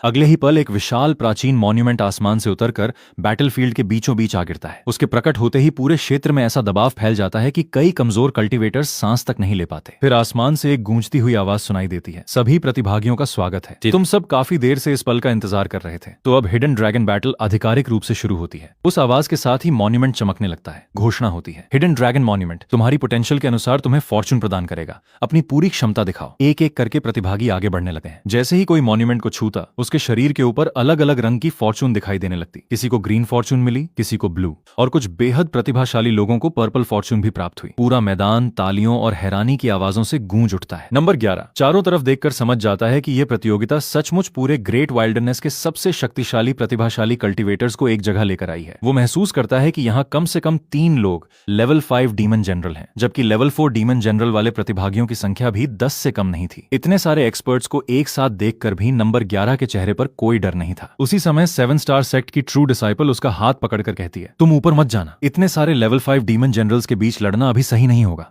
लेकिन नंबर 11 हंस देता है। वो कहता है, सिर्फ लेवल 5 डीमन जनरल, ये तो आसान है। इतना कहकर वो सीधे मॉन्यूमेंट की तरफ चल पड़ता है। ट्रू डिसाइपल उसे रोकने की कोशिश करती है, लेकिन तब तक वो आगे पहुंच चुका था। उसी समय 7 स्टार सेक्ट का दूसरा ट्रू डिसाइपल उसे देखकर हंसने लगता है। वो कहता है, मुझे तुम जैसे लोग पसंद हैं, कम से कम लड़ाई शुरू होने से पहले खुद मौत के मुंह में तो चले आते हो। नंबर 11 शांत स्वर में जवाब देता है, देखते हैं मरता कौन है। ऊपर आसमान में बैठे डीमन किंग्स भी अब प्रतिभागियों को ध्यान से देखने लगे थे। 7 स्टार सेक्ट का एक एल्डर गर्व से कहता है, हमारे डिसाइपल होंगशुआन अभी इतनी कम उम्र में ही लेवल 5 डीमन जनरल बन चुके हैं, उन्हें पर्पल फॉर्चून भी मिली है। दूसरे बड़े क्लैंस के एल्डर्स भी अपने अपने प्रतिभाशाली शिष्यों की तारीफ करने लगते हैं। लेकिन तभी टियानहाई सिटी का सिटी लॉर्ड हाथ उठाकर सबको शांत कर देता है। वो नई घोषणा करता है, इस बार हिडन ड्रैगन बैटल के नियम बदल दिए गए हैं। पूरा बैटलफील्ड एकदम शांत हो जाता है। सिटी लॉर्ड आगे कहते हैं, इस बार लड़ाई तब तक चलेगी जब तक सिर्फ 10 प्रतिभागी जीवित नहीं बच जाते। जो डरता है वो अभी अपनी फॉर्चून छोड़कर बाहर जा सकता है। ये सुनते ही पूरे मैदान में सनसनी फैल जाती है। कई प्रतिभागियों के चेहरे पीले पड़ जाते हैं। उन्हें उम्मीद नहीं थी कि इस बार बैटल इतनी निर्दयी होगी, लेकिन कुछ पल बाद कोई भी पीछे नहीं हटता। सभी अपनी जगह पर डटे रहते हैं। सिटी लॉर्ड संतुष्ट होकर मुस्कुराते हैं, बहुत अच्छा। अब हिडन ड्रैगन बैटल शुरू होती है। जैसे ही घोषणा पूरी होती है, पूरा बैटलफील्ड युद्ध भूमि में बदल जाता है। हर तरफ लड़ाइयां शुरू हो जाती हैं। उसी समय 7 स्टार सेक्ट का वही ट्रू डिसाइपल चिल्लाता है, उस छोटे स्नेक को कोई हाथ मत लगाना, उसका हिसाब मैं खुद करूंगा। सन क्लैन का यंग मास्टर भी मुस्कुराकर पीछे हट जाता है। उधर 7 स्टार सेक्ट की ट्रू डिसाइपल नंबर 11 से कहती है, अब यहाँ से निकल चलते हैं, हम दोनों मिलकर भी इन सबसे नहीं लड़ पाएंगे। लेकिन नंबर 11 सिर हिलाता है, मैं तुम्हारे पैसे लेकर भागने वालों में से नहीं हूँ। जिस अलायंस की कीमत ली है उसे निभाऊंगा भी। इतना कहकर वो हिडन ड्रैगन फॉर्चून को अपने शरीर में अब्सॉर्ब करना शुरू कर देता है। अचानक ब्लैक स्केल स्नेक किंग का एक समर्थक उस पर हमला कर देता है। वो चिल्लाता है, लोभी स्नेक, आज यहीं मर जा।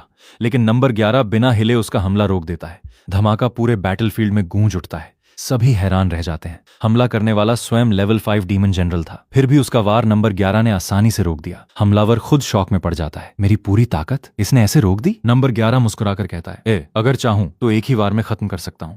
वो आदमी हंस देता है। उसे लगता है नंबर 11 ब्लफ कर रहा है, लेकिन अगले ही पल विंड, थंडर, वाटर और फायर, चारों एलिमेंट्स एक साथ नंबर 11 के शरीर से फूट पड़ते हैं। उसकी डीमन जनरल ऑरा पूरे बैटलफील्ड को हिला देती है। सिर्फ एक अटैक और वो लेवल 5 डीमन जनरल सीधे जमीन पर गिर पड़ता है। पूरा बैटलफील्ड स्तब्ध रह जाता है। सभी प्रतिभागी अविश्वास से नंबर 11 को देखने लगते हैं। किसी ने उम्मीद नहीं की थी कि इतना अनजान स्नेक एक ही वार में लेवल 5 डीमन जनरल को हरा देगा। उसी समय ड्रीम एवोल्यूशन सिस्टम की आवाज सुनाई देती है, purple Fortune absorbed, 1 lakh evolution points obtained. Number 11 की आंखें चमक उठती हैं। वो समझ जाता है कि हिडन ड्रैगन बैटल सिर्फ लड़ाई नहीं बल्कि एवोल्यूशन पॉइंट्स का सबसे बड़ा खजाना है। उधर ऊपर बैठे डीमन किंग्स भी पहली बार गंभीर हो जाते हैं। वे आपस में बात करने लगते हैं, ये लड़का किस क्लैन का है, इतनी ताकत पहले कभी नहीं देखी। अगर इसे समय मिल गया तो भविष्य में इसे रोकना असंभव होगा। कुछ लोग तो उसी समय मन ही मन फैसला कर लेते हैं कि मौका मिलते ही नंबर 11 को खत्म करना होगा। लेकिन तभी हिडन ड्रैगन मॉन्यूमेंट अचानक पहले से भी ज्यादा चमकने लगता है। पूरा आसमान लाल रंग से भर जाता है। सभी लोग ऊपर देखने लगते हैं। अगले ही पल मॉन्यूमेंट से एक लाल प्रकाश की किरण उतरकर सीधे नंबर 11 के शरीर में समा जाती है। पूरा बैटलफील्ड दंग रह जाता है। एक एल्डर कांपती आवाज में चिल्लाता है, red Fortune, legendary red Fortune प्रकट हो गई। इतने सालों बाद फिर से किसी को रेड फॉर्चून मिली है। सभी डीमन किंग्स अपनी जगह से खड़े हो जाते हैं, क्योंकि रेड फॉर्चून का मतलब सिर्फ असाधारण टैलेंट नहीं था, ये भविष्य में सुप्रीम एम्परर बनने की संभावना का प्रतीक मानी जाती थी। उधर ड्रीम एवोल्यूशन सिस्टम फिर सक्रिय हो जाती है। Red Fortune absorbed, 5 lakh evolution points obtained. Number 11 खुशी से भर उठता है। वो मन ही मन सोचता है, अगर मुझे ऐसी कुछ और फॉर्चून्स मिल जाएं तो मैं यहीं डीमन किंग रियल्म में ब्रेक थ्रू कर सकता हूं। लेकिन अगले ही पल पूरा बैटलफील्ड बदल जाता है। कुछ सेकंड पहले जो लोग अपनी अपनी लड़ाई लड़ रहे थे, अब उनकी नजर सिर्फ नंबर 11 पर थी। हर किसी की आंखों में लालच साफ दिखाई दे रहा था। एक एक्सपर्ट ऊंची आवाज में चिल्लाता है, जो भी रेड फॉर्चून छीन लेगा उसके लिए सेक्रेड रियल्म का रास्ता खुल जाएगा। दूसरा तुरंत हमला करने के लिए तैयार हो जाता है। 10,000 डीमन किंगडम का हाई प्रीस्ट भी कहता है, अपनी फॉर्चून मुझे दे दो, मैं अपनी प्रतिष्ठा की कसम खाता हूं, तुम्हारी जान बख्श दूंगा। लेकिन दूसरा एक्सपर्ट तुरंत हंस देता है, यहाँ किसी की पहचान मायने नहीं रखती, रेड फॉर्चून उसी की होगी जो इसे छीन लेगा। कुछ ही क्षणों में 20 से ज्यादा प्रतिभाशाली कल्टिवेटर्स नंबर 11 को चारों तरफ से घेर लेते हैं। नंबर 11 बिल्कुल शांत खड़ा रहता है। फिर वो ऊपर आसमान में बैठे टियानाई सिटी के सिटी लॉर्ड की तरफ देखकर पूछता है, अगर मैं इन सबको यहीं मार दूं तो क्या टियानाई सिटी मुझे सुरक्षा देगा? सिटी लॉर्ड मुस्कुराते हैं। वे कहते हैं, तुम्हें डर नहीं कि ये सब मिलकर तुम पर हमला करेंगे? नंबर 11 बिना झिझक जवाब देता है, ये सब मेरे लिए सिर्फ भीड़ है। सिटी लॉर्ड जोर से हंस पड़ते हैं। फिर पूरे बैटलफील्ड में उनकी आवाज गूंजती है, अगर तुम अकेले इन सबको हराकर विजेता बने तो आज से टियानाई सिटी हमेशा तुम्हारे पीछे खड़ा रहेगा। ये सुनकर पूरे बैटलफील्ड में हलचल मच जाती है। किसी ने नहीं सोचा था कि सिटी लॉर्ड खुद नंबर 11 को इतना महत्व देंगे। लेकिन नंबर 11 अब पूरी तरह निश्चिंत हो चुका था। वो सामने खड़े 20 से ज्यादा प्रतिभाशाली योद्धाओं को देखकर मुस्कुराता है। फिर ऊंची आवाज में कहता है, एक एक करके आने की जरूरत नहीं, सब एक साथ आ जाओ, मुझे भी देखना है तुम लोगों में से कौन मेरे आगे एक कदम भी टिक सकता है। उसकी चुनौती सुनते ही पूरा बैटलफील्ड फिर से युद्ध के लिए तैयार हो जाता है। हिडन ड्रैगन बैटल के मैदान में नंबर 11 ने अकेले ही 20 से ज्यादा प्रतिभाशाली कल्टिवेटर्स को एक साथ चुनौती दे दी। उसकी बात सुनकर सभी गुस्से से भर उठे। एक पल में चारों तरफ से दर्जनों हमले उसकी ओर बढ़े। सॉर्ड शी, fire techniques, thunder arts, wind blades, हर दिशा से भयंकर शक्तियां नंबर 11 पर टूट पड़ी। पूरा बैटलफील्ड विस्फोटों से भर गया। धूल का इतना बड़ा गुबार उठा कि कुछ देर तक किसी को कुछ दिखाई ही नहीं दिया। चारों तरफ हंसी गूंजने लगी। कई प्रतिभागी घमंड से बोले, इतना घमंडी था, अब राख भी नहीं बची होगी। लेकिन जैसे ही धूल धीरे धीरे हटने लगी, सबके चेहरे की मुस्कान गायब हो गई। नंबर 11 बिल्कुल उसी जगह खड़ा था। उसके शरीर पर एक खरोंच तक नहीं आई थी। वो हल्की मुस्कान के साथ बोला, बस इतनी ही ताकत थी? सच कहूं, मुझे तो गुदगुदी भी नहीं हुई। पूरा बैटलफील्ड एकदम शांत हो गया। कोई भी अपनी आंखों पर विश्वास नहीं कर पा रहा था। एक साथ इतने प्रतिभाशाली कल्टिवेटर्स का हमला, जिससे हाफ स्टेप डीमन किंग भी घायल हो सकता था, वो नंबर 11 को छू तक नहीं पाया। कुछ लोग घबरा कर बोले, जरूर इसके पास कोई डिफेंसिव ट्रेजर है, वरना ऐसा होना नामुमकिन है। लेकिन नंबर 11 हंस पड़ा, बहुत बातें कर ली तुम लोगों ने, अब मेरी बारी है। उसने धीरे धीरे अपने शरीर की डीमन ऑरा बाहर निकालनी शुरू की। विंड, थंडर, वाटर, फायर, चारों एलिमेंट्स एक साथ उसके चारों ओर घूमने लगे। अगले ही पल वो बिजली की गति से आगे बढ़ा। धड़ाम,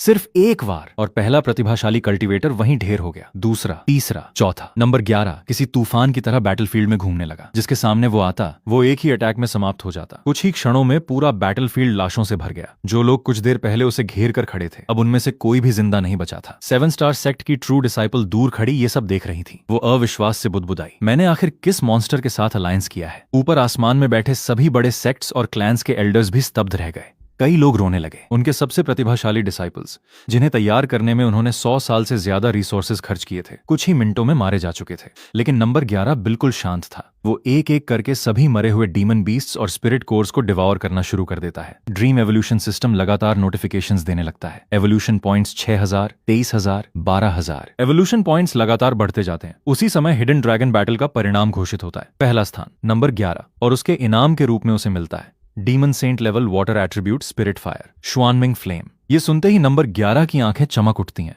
वो मन ही मन सोचता है, अब मेरे पास एक और सेंट लेवल स्पिरिट फायर आ गई, बस एक आखिरी स्पिरिट फायर और मैं अपनी सुपर बैटल बॉडी पूरी कर सकता हूं। लेकिन तभी ऊपर बैठे कई डीमन किंग्स एक साथ नीचे उतर आते हैं। उनकी नजर सीधे नंबर 11 के इनाम पर थी। वे साफ तौर पर उससे ट्रेजर छीनना चाहते थे। नंबर 11 मुस्कुराकर कहता है, क्या हुआ? अब अपनी उम्र का फायदा उठाकर जूनियर को डराओगे? तभी टियानाई सिटी के सिटी लॉर्ड आगे बढ़ते हैं। उनकी आवाज पूरे बैटलफील्ड में गूंज उठती है, जब तक मैं यहां हूं कोई भी इस लड़के को हाथ नहीं लगाएगा। बाकी डीमन किंग्स मजबूरी में पीछे हट जाते हैं। लेकिन तभी ब्लैक स्केल स्नेक क्लैन का चीफ आगे आता है। वो सिटी लॉर्ड से कहता है, ये लड़का हमारे मिस्टी माउंटेन का भगौड़ा है, हमारे नियमों के अनुसार इसे वापस ले जाकर सजा देना हमारा अधिकार है। सिटी लॉर्ड शांत स्वर में जवाब देते हैं, अगर स्नेक मदर को आपत्ति है तो उसे खुद मेरे पास आने दो। ब्लैक स्केल चीफ कुछ बोल ही रहा था कि नंबर 11 आगे बढ़ जाता है। वो मुस्कुराकर कहता है, वैसे भी मैं इस बूढ़े से पुराना हिसाब बराबर करना चाहता था। फिर वो सिटी लॉर्ड से पूछता है, क्या आप इस लड़ाई के गवाह बनेंगे? आसपास खड़े सभी लोग चौंक जाते हैं। एक डीमन किंग हंसते हुए कहता है, बच्चे वो असली डीमन किंग है। नंबर 11 शांति से जवाब देता है, तो मैं भी डीमन किंग बन जाता हूँ। उसकी बात सुनकर पूरा मैदान ठहाकों से गूंज उठता है। सबको लगता है कि वो मजाक कर रहा है। ब्लैक स्केल चीफ भी हंसता है। तुझे लगता है डीमन किंग बनना सड़क से पत्थर उठाने जितना आसान है?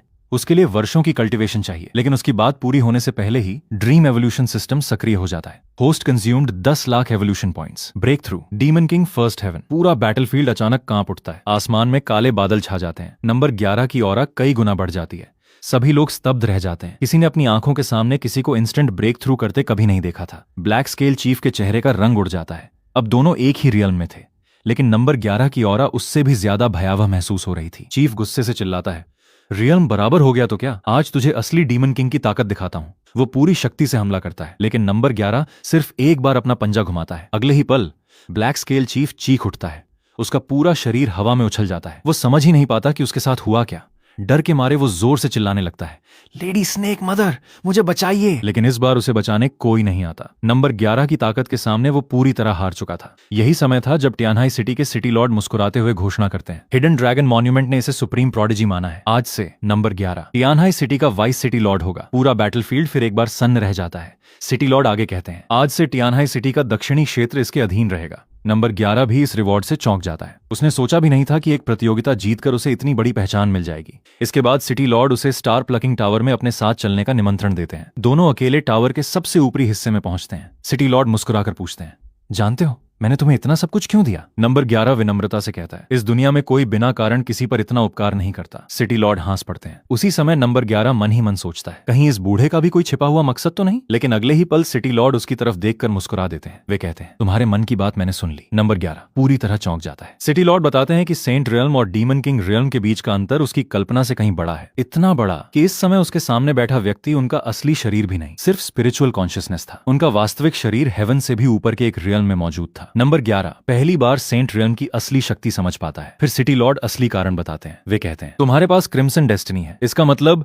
तुम एम्परर पाथ तक पहुंचने की योग्यता रखते हो। फिर वे ग्रेट वाइल्डरनेस का सबसे बड़ा रहस्य बताते हैं। हजारों साल पहले एम्परर पाथ टूट चुकी थी। अब सेंट रियल्म ही इस दुनिया की अंतिम सीमा बन चुकी थी। पिछले 1000 वर्षों से city Lord hidden dragon battle आयोजित कर रहे थे। उनका उद्देश्य सिर्फ एक था, ऐसा प्रतिभाशाली व्यक्ति ढूंढना जो भविष्य में एम्परर पाथ को फिर से खोल सके। और नंबर 11 1000 सालों में पहला व्यक्ति था जिसे हिडन ड्रैगन मॉन्यूमेंट ने क्रिम्सन डेस्टिनी प्रदान की थी। सिटी लॉर्ड गंभीर होकर कहते हैं, अगर एक दिन तुम एम्परर बन गए तो मुझे भी इस दुनिया की सीमा पार करने में मदद करना। नंबर 11 बिना झिझक हामी भर देता है। वो कहता है, अगर मैं उस मुकाम तक पहुंचा तो आपकी मदद जरूर करूंगा। सिटी लॉर्ड संतुष्ट होकर मुस्कुरा देते हैं। वे वादा करते हैं कि भविष्य में कल्टीवेशन के लिए जो भी ट्रेजर या रिसोर्स चाहिए होगा, टियानहाई सिटी उसकी पूरी सहायता करेगा। इसी समय एक सेवक अंदर आता है। वो झुककर कहता है, सिटी लॉर्ड की पत्नी आपको बुला रही है। नंबर 11 थोड़ा हैरान हो जाता है। वो सोचता है कि सिटी लॉर्ड की पत्नी उससे क्यों मिलना चाहती है। कुछ देर बाद वो उनके कक्ष में पहुंचता है। जैसे ही अंदर जाता है, एक परिचित आवाज सुनाई देती है, काफी समय हो गया, छोटे स्नेक। नंबर 11 का दिल धड़क उठता है। अगले ही पल उसके सामने खड़ी महिला अपना चेहरा दिखाती है। वो और कोई नहीं, स्नेक मदर थी। नंबर 11 पूरी तरह स्तब्ध रह जाता है। स्नेक मदर मुस्कुराकर कहती है, सिटी लॉर्ड सेंट रियल्म में है और मैं भी। तुम्हें लगता है ग्रेट वाइल्डरनेस में कोई ऐसी जगह है जहां मैं नहीं पहुंच सकती? फिर वो अपना असली उद्देश्य बताती है। सिटी लॉर्ड की तरह वो भी एम्परर पाथ तक पहुंचना चाहती थी, लेकिन उसका तरीका अलग था। वो कहती है, हिडन ड्रैगन मॉन्यूमेंट ने तुम्हें सुप्रीम प्रोडिजी माना है। अगर मैं तुम्हारी ब्लड लाइन एसेंस अब्सॉर्ब कर लूं तो मैं भी हेवन और अर्थ की सीमा तोड़ सकती हूँ। ये सुनते ही नंबर 11 सब समझ जाता है। स्नेक मदर कभी उससे प्रेम नहीं करती थी। वो शुरू से ही उसकी ब्लड लाइन चाहती थी। नंबर 11 गुस्से से मना कर देता है, लेकिन स्नेक मदर उसकी बात नहीं सुनती। वो जबरदस्ती उसकी ब्लड लाइन और डीमन पावर एब्जॉर्ब करना शुरू कर देती है। नंबर 11 को महसूस होता है कि उसकी सारी शक्ति तेजी से निकल रही है, लेकिन तभी ड्रीम एवोल्यूशन सिस्टम अचानक एक्टिवेट हो जाता है। Heaven devouring power activated. अगले ही पल हालात पूरी तरह पलट जाते हैं। अब नंबर 11 ही स्नेक मदर की सेंट लेवल ब्लड लाइन और डीमन पावर डिवॉर करने लगता है। सिस्टम लगातार घोषणा करता है, saint level demon power devoured, 1 lakh evolution points obtained, saint bloodline devoured, limit breaking progress 1%, 2%, 3%। Snake mother पहली बार घबरा जाती है। वो महसूस करती है कि उसकी सारी शक्ति उल्टी दिशा में खिंच रही है। नंबर 11 बिना रुके डिवावर करता रहता है। उसकी कल्टीवेशन लगातार बढ़ने लगती है। Demon king second heaven, third heaven. Snake mother दर्द से चिल्लाती है, रुक जाओ, अगर ऐसे ही चलता रहा तो तुम्हारा शरीर मेरी ब्लड लाइन सह नहीं पाएगा, तुम फट जाओगे। लेकिन नंबर 11 अब नहीं रुकता। वो ठंडी आवाज में कहता है, आज या तो तुम बचोगी या मैं। स्नेक मदर आखिरी कोशिश करती है। वो मास्टर सर्वेंट कॉन्ट्रैक्ट तक करने की पेशकश कर देती है, लेकिन नंबर 11 मना कर देता है। कुछ ही देर बाद उसकी कल्टीवेशन फिर ब्रेक थ्रू करती है। Demon king fourth heaven. उसी समय सिस्टम की सबसे बड़ी घोषणा सुनाई देती है, limit breaking progress 100%, limit breaking evolution starting. अचानक पूरा आकाश काला पड़ जाता है, बिजलियां गिरने लगती हैं। नंबर 11 का पूरा शरीर बदलने लगता है। दर्द इतना भयानक था कि उसकी चीख पूरे ग्रेट वाइल्डरनेस में गूंज उठती है। दूर खड़े सभी लोग आसमान की तरफ देखने लगते हैं। एक विशाल सुनहरी आकृति बादलों के बीच दिखाई देती है। वो अब स्नेक नहीं था, बल्कि एक असली ड्रैगन बन चुका था। ड्रीम एवोल्यूशन सिस्टम अंतिम घोषणा करता है, first limit breaking evolution complete, species successfully evolved into dragon, sea suppressing dragon bloodline awakened, sea suppressing divine power acquired. Number 11 धीरे से मुस्कुराता है, फिर स्नेक मदर की तरफ देखकर कहता है, इस शानदार गिफ्ट के लिए धन्यवाद स्नेक मदर। अगर आपको यह कहानी पसंद आई तो अभी इसी वक्त चैनल को सब्सक्राइब कर दीजिए। इस वीडियो को लाइक करें और कमेंट में पार्ट 2 इंच जरूर लिखें, ताकि मुझे पता चले कि आप इसका अगला भाग देखना चाहते हैं। और अगर आपने अभी सब्सक्राइब नहीं किया तो हो सकता है अगली बार जब इस कहानी का पार्ट 2 आए आपको यह चैनल फिर कभी ना मिले। तो देर मत कीजिए, सब्सक्राइब कीजिए, लाइक कीजिए, कमेंट में पार्ट 2 इंच लिखिए। मिलते हैं अगले वीडियो में।